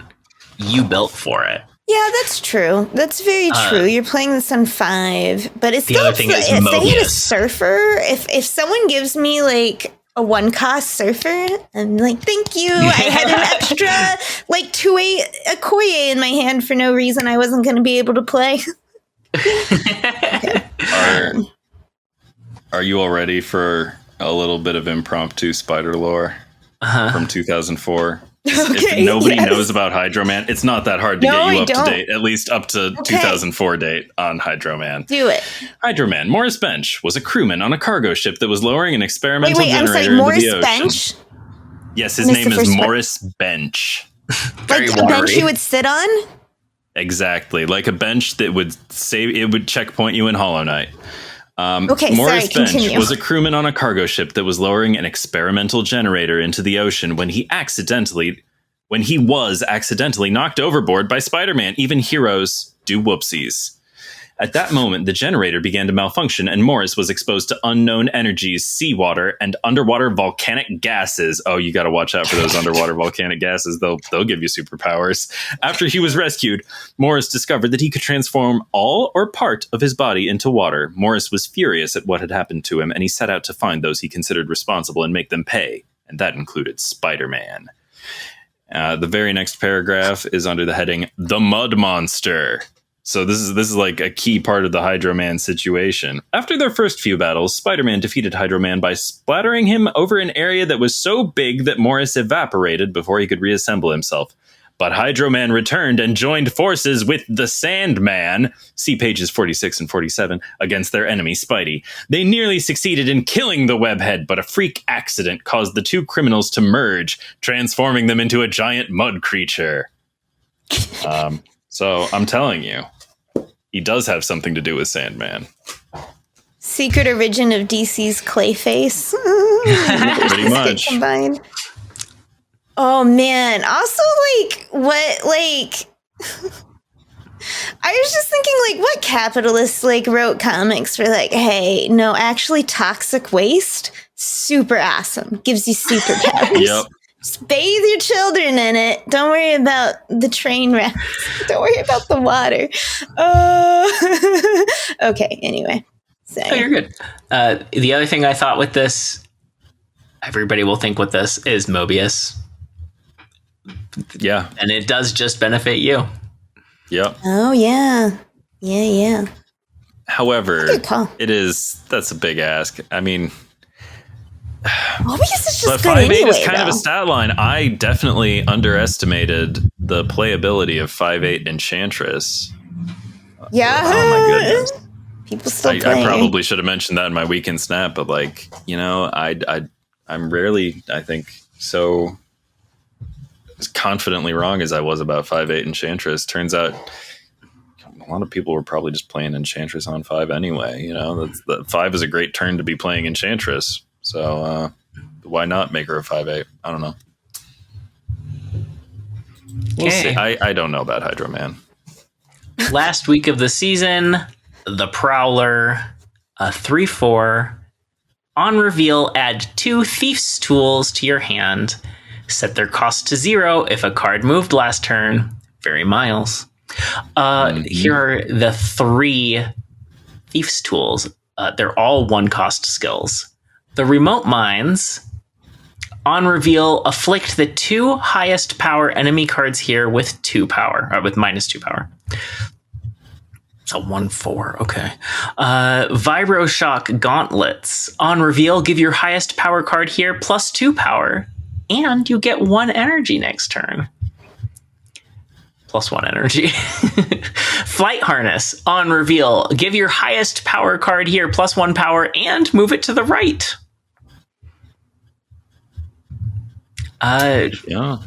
It's I don't know, these are cool, but they don't seem quite as good as Kate's arrows. And he's more expensive than Kate. I don't know. What I think these are a little better than Kate's arrows. Go ahead if you're starting in, Ben.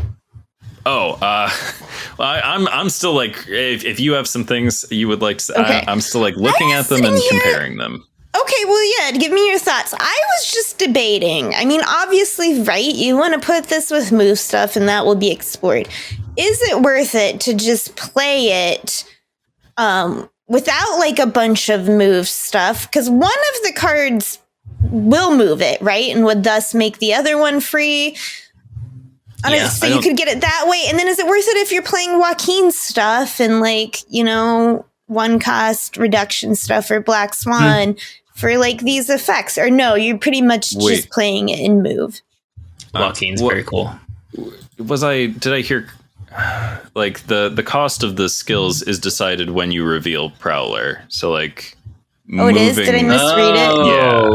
I just want to make sure. I wasn't sure if that's what you were saying. I think you're right. Nip that in the bud. You're right. I thought it was dynamic, but it's it's whenever it happens. Okay, but still, that means the same question could remain. Yeah, they stay 0 forever.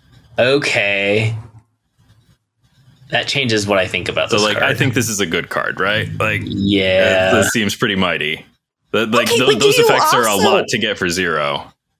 But do you also play it without moving it, with accepting them as 1 cost to play it with like Joaquin or something where you can double it up? Yeah. Because you can't double them up. Wait, what kind of Joaquin regardless? Because they're 1 cost initially? Yeah. Mm-hmm. Yep.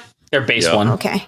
All right. So I guess you are doing a little move. You want to use 1 or 2 0-cost cards on Joaquin that don't take up any space? It's pretty cool. Like one of like Nico and stuff, do some. Like, you got a 2/3 chance that like you're getting an energy, and that's I mean, like even if what's the worst one?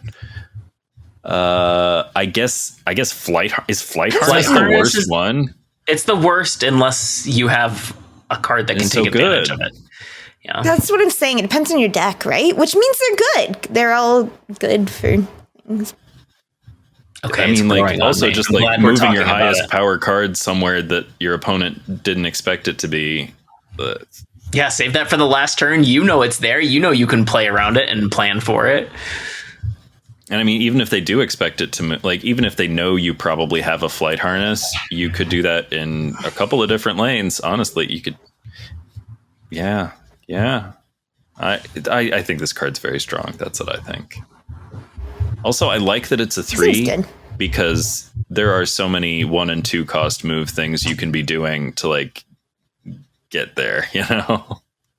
You could play a night. What if Prowler brings back Nightcrawler? What if that's what would be wild? Hey, I'm not convinced that it's not the thing. Yeah. Poor Nightcrawler. Okay. I forgot. I haven't seen one of those in the wild for a while. Nightcrawler just like hangs out on the verge of being worth it. Like every now and then, every now and then in C2 where there's a storm. Also, I've been seeing a lot of C2 playing Professor X. Oh, that's true. I see it in Cerebro. I just blank that out from my mind.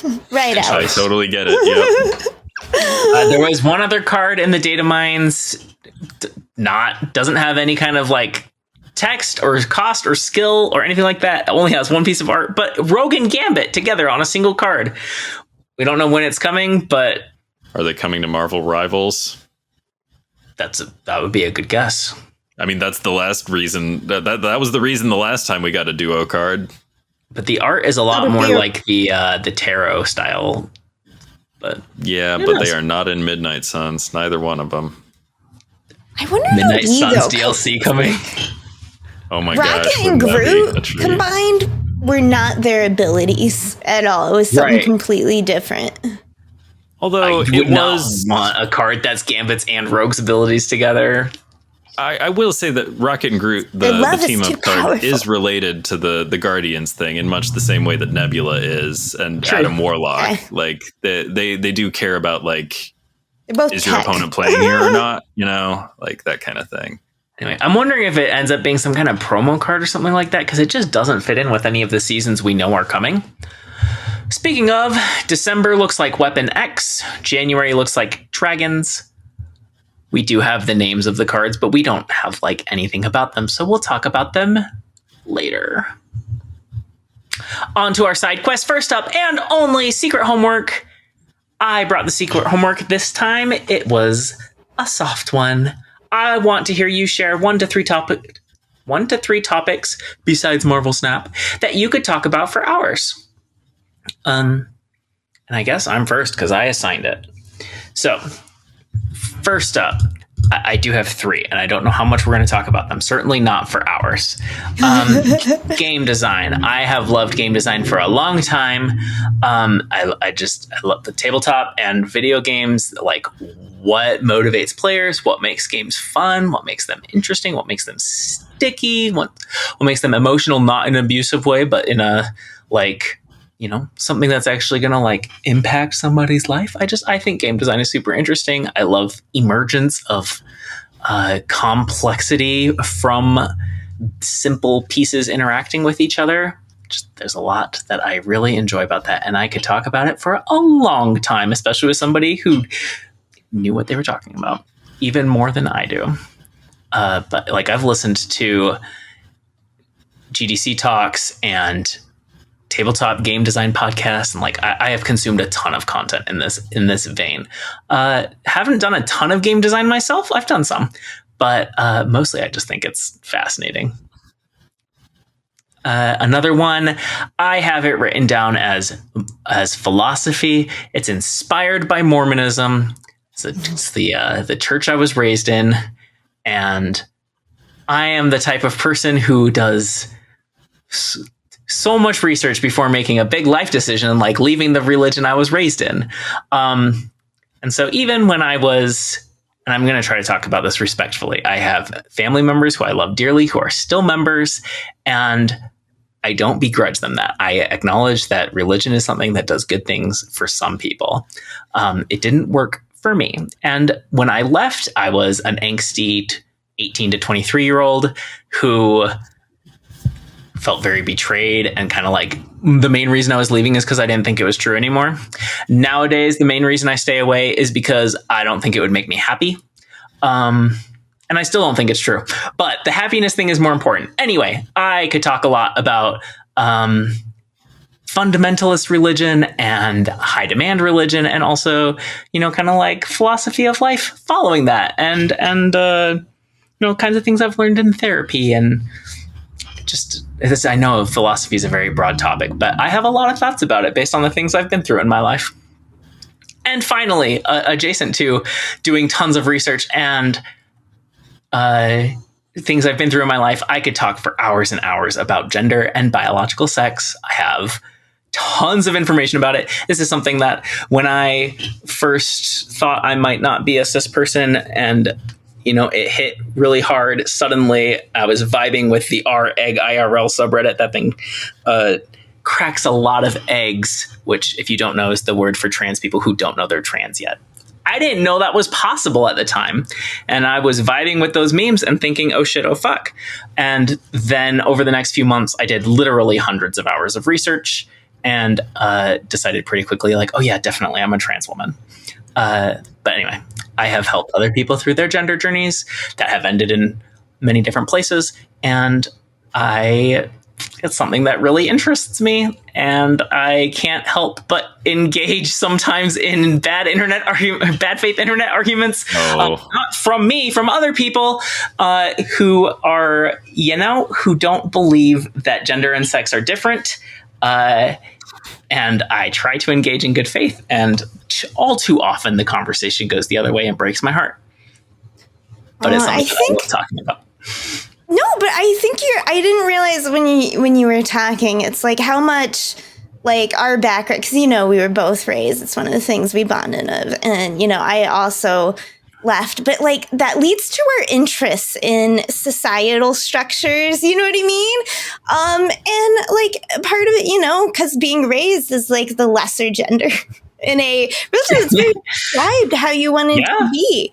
Like, it's interesting, my moment of leaving, because I was like, I'd done the research, but it's like in religion, it's why they teach you when you're very, very young. You know what I mean? They drill it into you. But I just had this thing. I'm like, well, what if it was just all true and I'm just wrong and I'm like throwing it off? Because I was a very good Mormon. I read all the. That's the problem. Me too. But if you're very good at the religion and you really get into it and learn it, that's where you find all the cracks. It's the people who are less less invested in actual like knowledge and have less of an interest in truth that are like the people that they can trap. I agree. Right. My moment of really, because I remember, because I was like, but what if it's all true? You know what I mean? And all the, the emotionalism they've put on you. And I realized I did not want to go to their version of heaven. I was like, I would rather go to hell and raise up a rebellion and storm the gates, because I don't want to live in a homogenous society where my role has been prescribed and it's not who I am. And that's why when I left, although, identifying as like a straight cisgender woman, the queer community was also a place that, I didn't want to get involved, because it was like how much I can't relate to all of the struggles. Like there is a moment I remember in Mormonism just crying in the shower because I believed it. And it meant as a woman, I was lesser and I would never get to have the things I wanted from life or the things I thought were cool, like having God magic to create worlds. Sounds pretty cool. I'd like to have that for myself.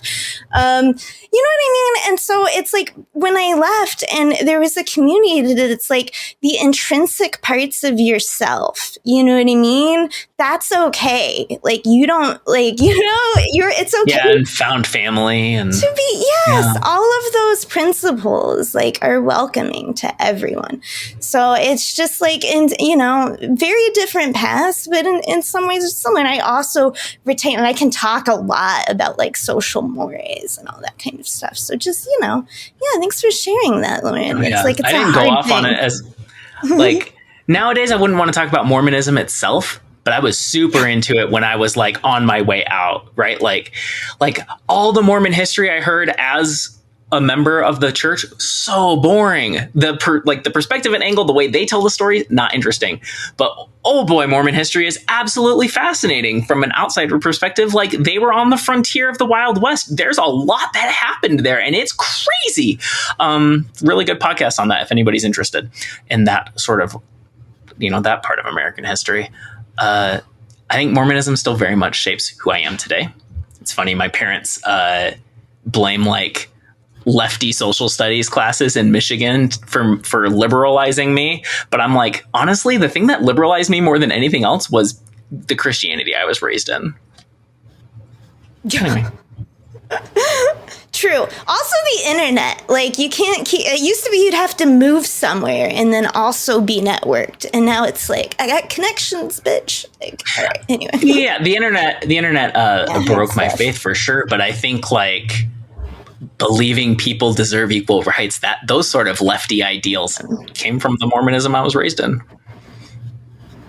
Even though it's a very right, or like it's the lessons I took from it, What if Christians were Christ-like? Yeah, there's a lot of good stuff you could take if you just prioritize the stuff that sounded about right, and the weird stuff that sounds fucking bananas because it is. Yeah, what if we lifted up others instead of doing tribalism? Yeah, wouldn't that be cool? Ree is assigning next week's homework, so Ben, I want to hear what you could talk about for hours. What I could talk about for hours? Well, I was fascinated by all of the things that you mentioned, Lauren. I'm interested in all those things. I don't, I like game design. I have a casual interest in philosophy. Not an expert or anything. And I also was raised in a Christian religious tradition that not really, my family was not as like that. We're not like that.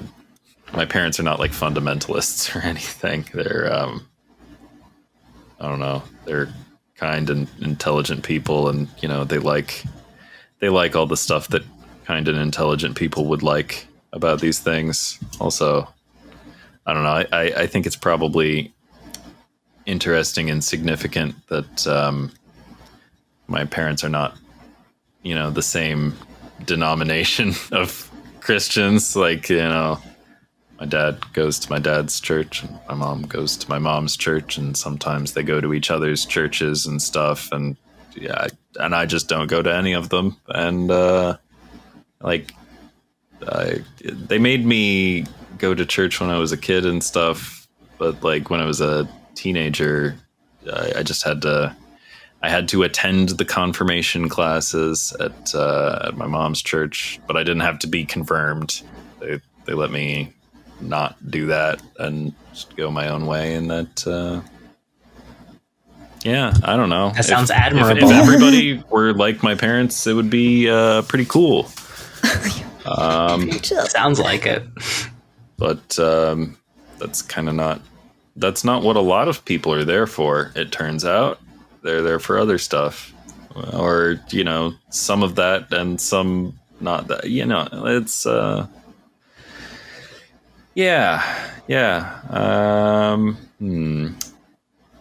Yeah, I'm interested in all the stuff you said, Lauren. That's all good, interesting stuff.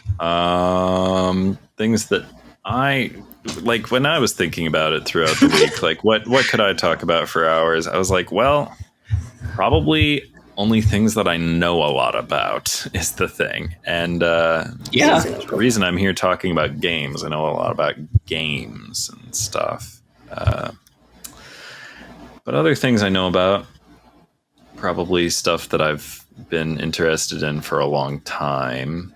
So like stuff that I was like things that were part of my youth. I think those are areas of expertise, because that's I don't know. That's how I chose to read the assignment.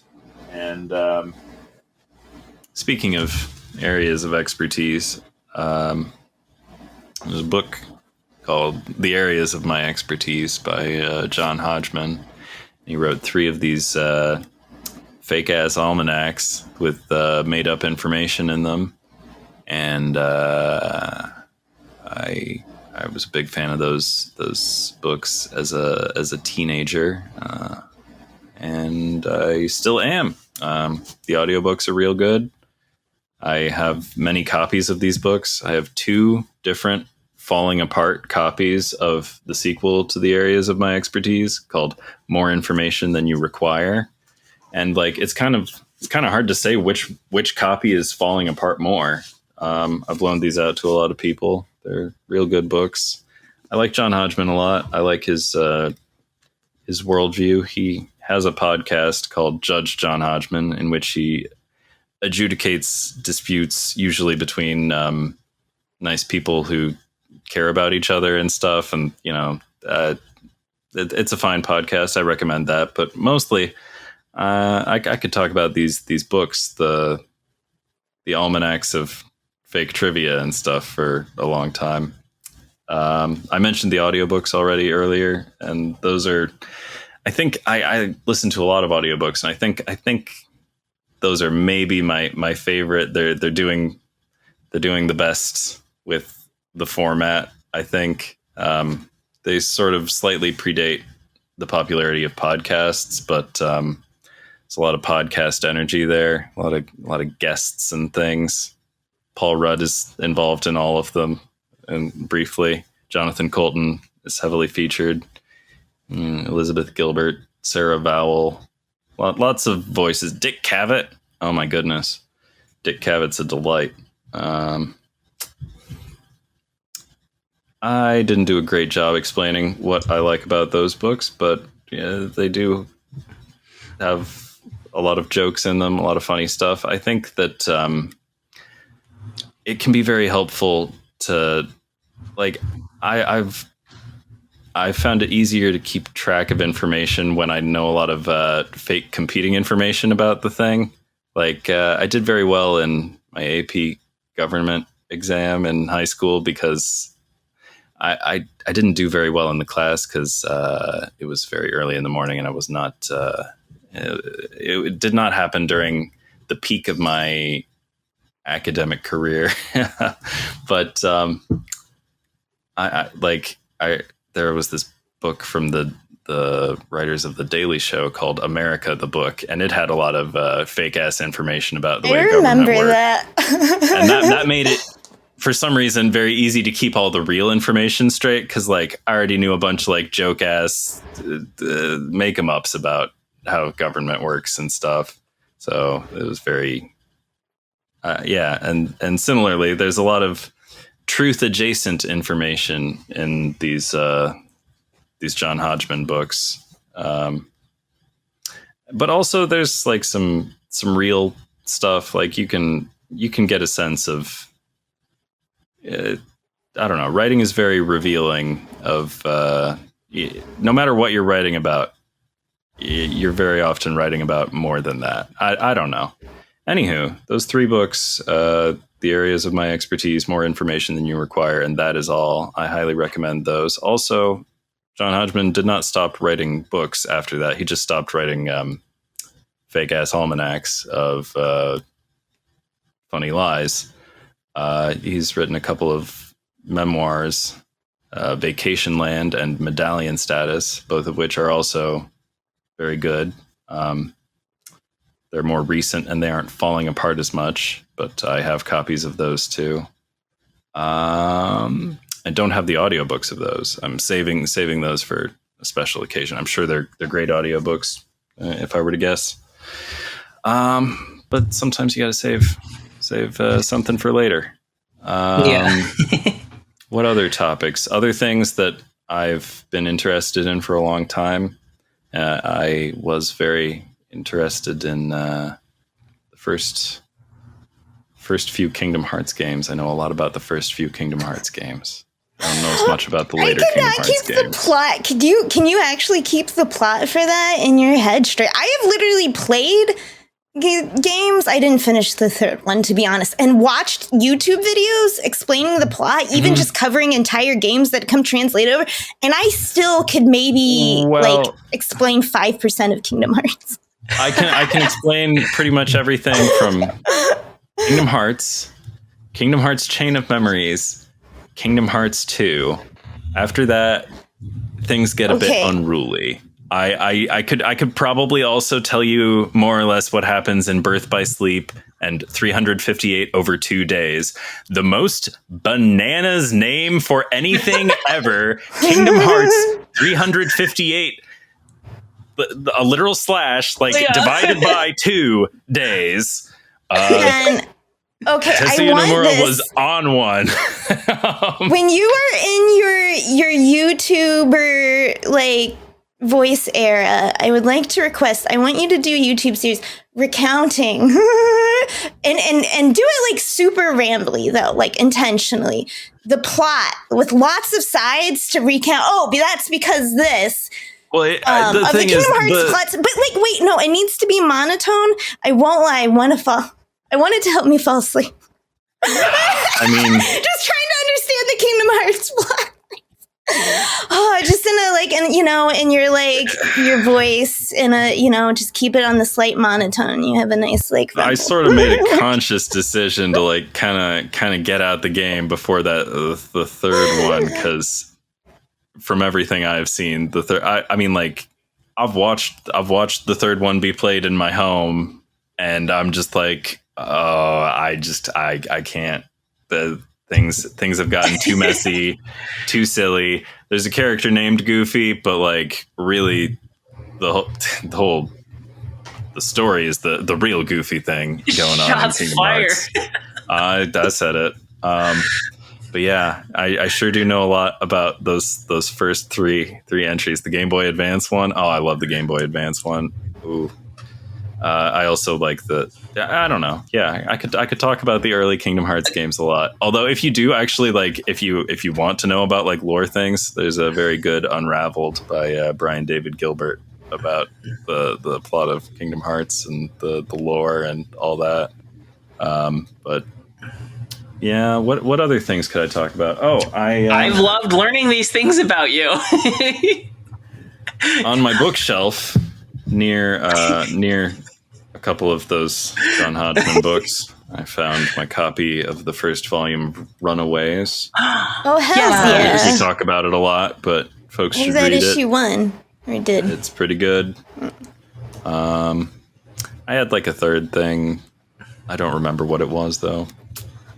Okay. Yeah, there's a lot of interesting stuff that I'm interested in. I like games. Not just Kingdom Hearts, not just card games. I like all the kinds of games.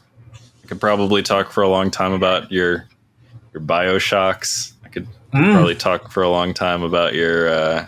I'm not saying I could give you a lot of criticisms of the BioShocks. I could say a lot of nice or unkind things about the BioShocks. I got all the takes on one of those BioShocks heavily inspired by Mormonism. This is true. Yeah. I didn't. I wouldn't have. I mentioned XCOM earlier. I could talk for a long time about the illegitimate Firaxis XComs. I have less to say about the very punishing classic XComs that I've read about, but I don't have as many opinions about those. But sure did play a lot of the ones on the PlayStations and Xboxes. Those ones, and also now on PC. I've got those on PC now. Yeah, I don't know. I like games and things. I could also talk for a long time about television programs. I've watched a lot of television, some of it more than once. Pick your favorite. I like half-hour comedies. I like your Arrested Developments and your Parks and Recreations and your Good Places, and I like them animated, live action, every which way. I like jokes and things. I know a fair amount about comedy stuff. You know, there are a lot of topics that I'm interested in. You're well past 3, and I don't want to cut you off. I just want to say you have fulfilled the assignment. All right, good. Okay, I would be happy to learn more. Ree? All right. So I was thinking about this earlier today, and it's like, oh, so much of this is so obvious because I have trouble not talking about it. So I skipped right over game design being number one. I took notes of like game design, comics, fantasy, sci-fi, novels. I like to read a lot and I try to get variety, but my home is in fantasy and sci-fi. I literally in high school, like, I hope I haven't told this in the podcast before, of my own accord, though, wrote like pages of essay about how Wheel of Time was taking from Tolkien and all the specific examples with like a thesis and everything. And I even remember once, this was years ago, I read this book called The Wind-Up Girl by Palette, and I was so like upset by like some themes, some writer, like, you know, talented writer misusing his skills. Anyway, that I like just sat down and wrote like an entire article, like opinion that I never shared with anyone. It just stayed there, but I was compelled to write. So yeah, can I talk about books particularly? I'm a scholar of fantasy genre. Anyway, so like all of those I frequently like slip out in the podcast. So I'm like, what are you know, and probably you may have gotten a hint that I'm like really into like cooking vegetarian. I like to cook healthy. It's a long journey. I used to be really terrible about it. There was a point, I'm like proud of my cooking journey, like where I almost gave up when I like had too many bad dinners. I spent all this time and it's bad. Like, I hate everything. I don't want to cook. Fuck cooking. But like, no, I persevered. And now I'm pretty good at like, you know, and it's like the way to get the specific things I want to eat, which, you know, is obviously maybe not like a palate everyone would enjoy. So I don't always share everything. But like when I started, there was a time I was trying to cook for a date in college, and the recipe, I don't know why I thought I could cook. And it was like biscuits and gravy or something easy. It was like sage, but it called for like fresh sage. And I'm like, oh, well, an equal amount of dry sage should do the trick. It was like 2 cups. So inedible. Oh, it was so disgusting. It'd be thrown out. Anyway, so I'm proud about that. It's something I actually like do, but I don't like talk to people as much as they, you know, just because it's not interesting. It's like when workout people talk about working out, and you're like, like, oh yeah, did you run?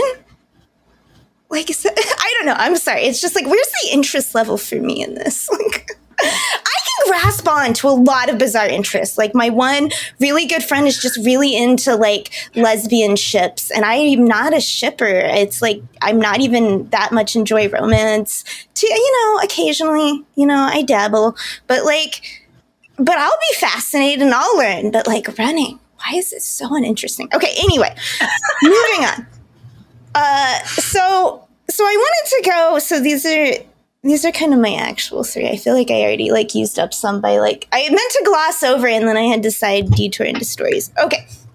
But one, it's like, I love internet culture, like history, like lore, even just current, like communities that get together over an interest because they choose to or because they like a thing.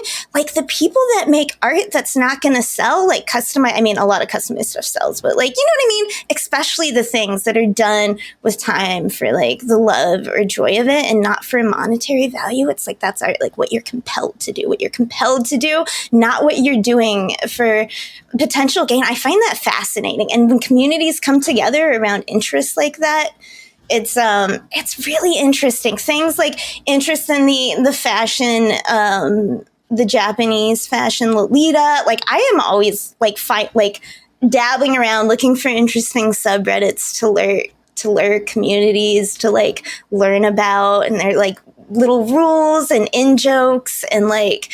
Or learning the history, like, you know, like the hobby drama stuff, but it doesn't have to be drama. I just find that shit interesting. As a kid who like didn't fit in and the internet was like so magical to me as a connection point, right? And it did a lot of cool shit, and a lot of that stuff, when it's gone, when those forums are gone and stuff, it's not cataloged. It's gone forever. And it's history that I'm interested in. I want to know about. I like the weird, random, like, memery. Anyway, so, like, that stuff I learn a lot, and I could just talk about because I just have a lot of stuff I dabble in. I could talk about that forever. Another thing, this was my kind of thing I don't normally bring up on the podcast, and so you may not know maybe, but like I am actually pretty in tune with politics, mostly in my country. I don't want to pretend to be super knowledgeable outside of that, but to the point where like, you know, I think it's been, maybe it's been recent. I had to like pull myself back. Like I was dialing into free trials to listen to things real time. The original reason I joined Twitter before I ever joined the Snap community, and it wasn't with my Snap Twitter, it was an account that was faceless. I was just made to follow people, and it was because I needed the news faster. The articles were delivering it to me, and it's no longer a trustworthy place to in any way get that. So another reason to not be on it. But like, I know a lot. I know a lot more state legislators than people of their states do. There's one point I just, I get armchair diagnosed a lot, but yes, I do hyperfixate on things and like go in depth. And when things cross connect with my anxiety, I can get really into them. And I don't talk about it, even though I actually know quite a lot about things because I get angry. And nobody on the podcast has ever actually seen me like genuinely angry. Maybe emotional, but I'm not fun when I am angry. Nobody likes me when I'm angry. And I can honestly not talk about politics in any of the recent time without getting angry. And yes, I do turn all my metaphors and all my imagery into that anger and use that. And so I'm like not really a good debate person. You know what I mean? Like I'm not the kind of person to go like talk to someone else, because like winning a debate doesn't change someone's heart, right? Like stomping on someone and making them look small for other people does not, in fact, change hearts and minds often. Anyway, persuasion is a whole different thing.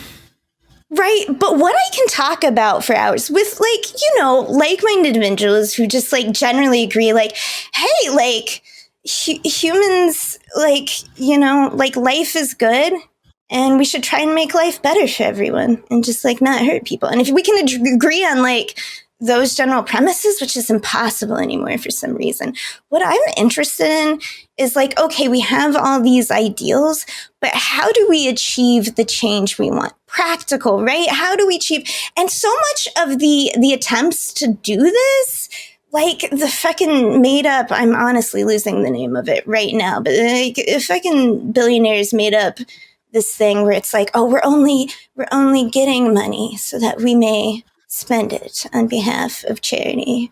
Because, we're only gathering it to redistribute and to help, because we're the ones who can determine what's practical and good. Because we, being very good at business and not actually good at improving lives, anyway. But like, how do you actually achieve it? And what are the ways we can use the tools to make money and to do other things as tools to like improve humans' lives and to affect the change we wanted? I didn't have the time for it, but I would never be and could never be a politician, but I would have loved to like help out on someone's campaign if I had time in a local election, where it matters, and like having discussions about like how we can do this and how do we use the power of introverts who don't like, it's already hard enough to go out and like meet new people. Why is that the thing? And right in that old, with times changed, all of that stuff is vastly interesting to me.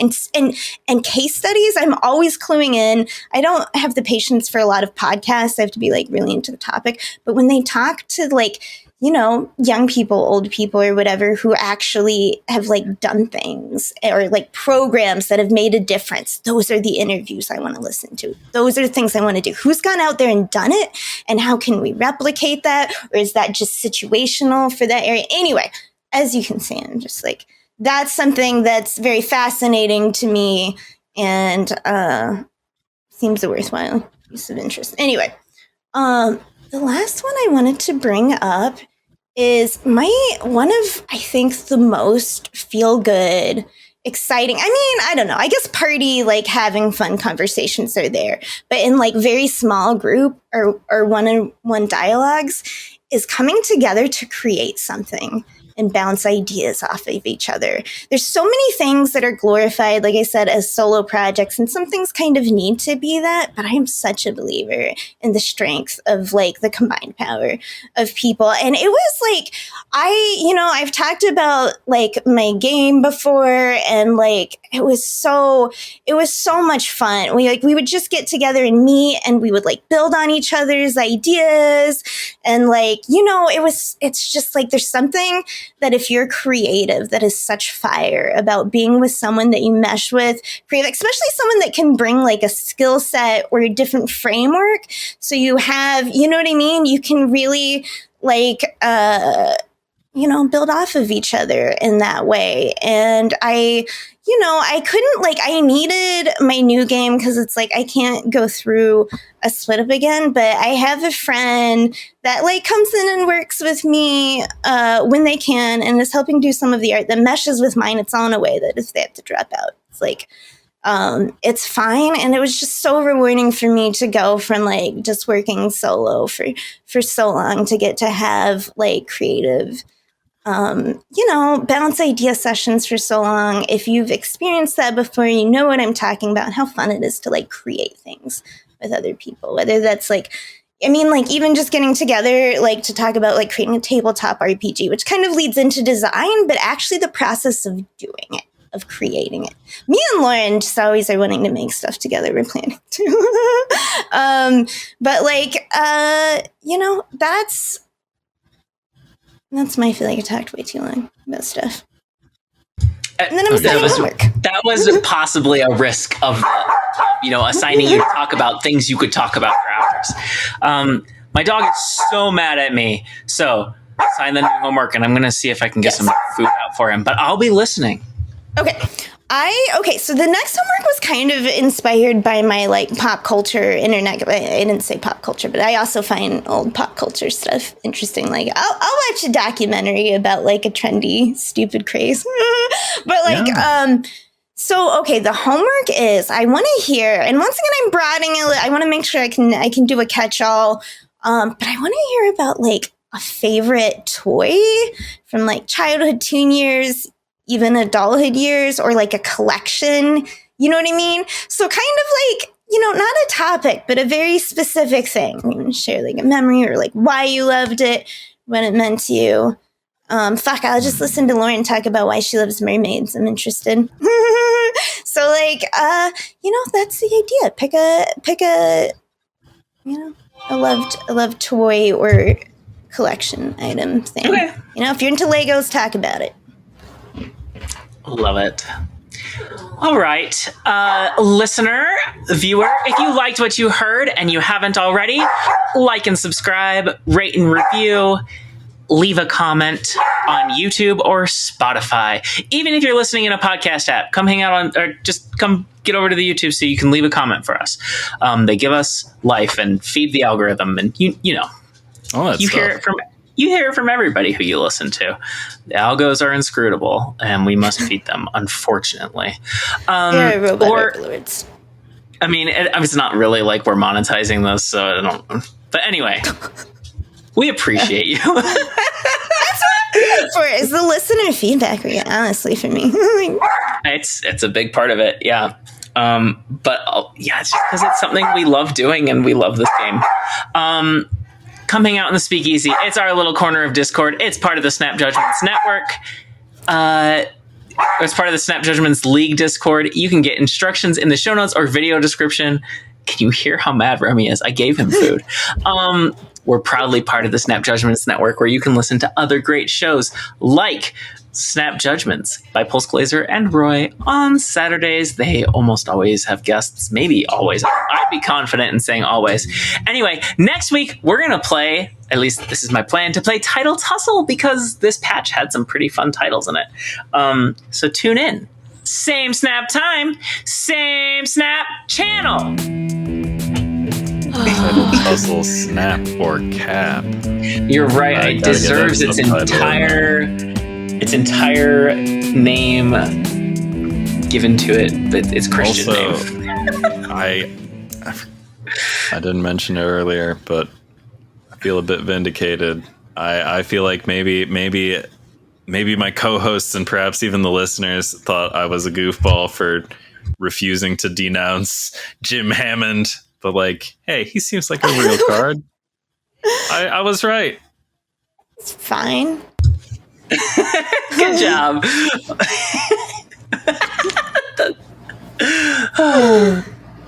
Audio listeners, those were double thumbs ups that you couldn't see. Oh, yeah. Yeah. We should just say we're doing all kinds of stuff we're not actually doing, see what we can get away with. Audio listener, I am currently juggling not 3, not 4, but 5 different fruits. I like that's like the thing and you thought thought of. It's not the ones you think. Yeah, not the ones you think. I can juggle, kind of. You know what? If I try it now, it's going to fail. I can juggle 3 items, but not 5. Sorry, listener, I lied to you. That's like 2 more items than I can juggle. I took a library class when I was like 18, and my sister was 13, and we took a library class together and learned to juggle. Did you start with scarves? We started with silks, yep, and then went to like beanbags, and yeah, now I can do balls, I can do objects of all sorts. Not anything super fancy, but I can do a basic juggle. Oh man, as a child, I also I did not remember this until you said it. I'm like, I also attended a juggling. Why were they so intent in teaching children juggling? I don't know. They tried to teach me, but it didn't work. Idle hands are the devil's playground. I can't do it. I'm no good.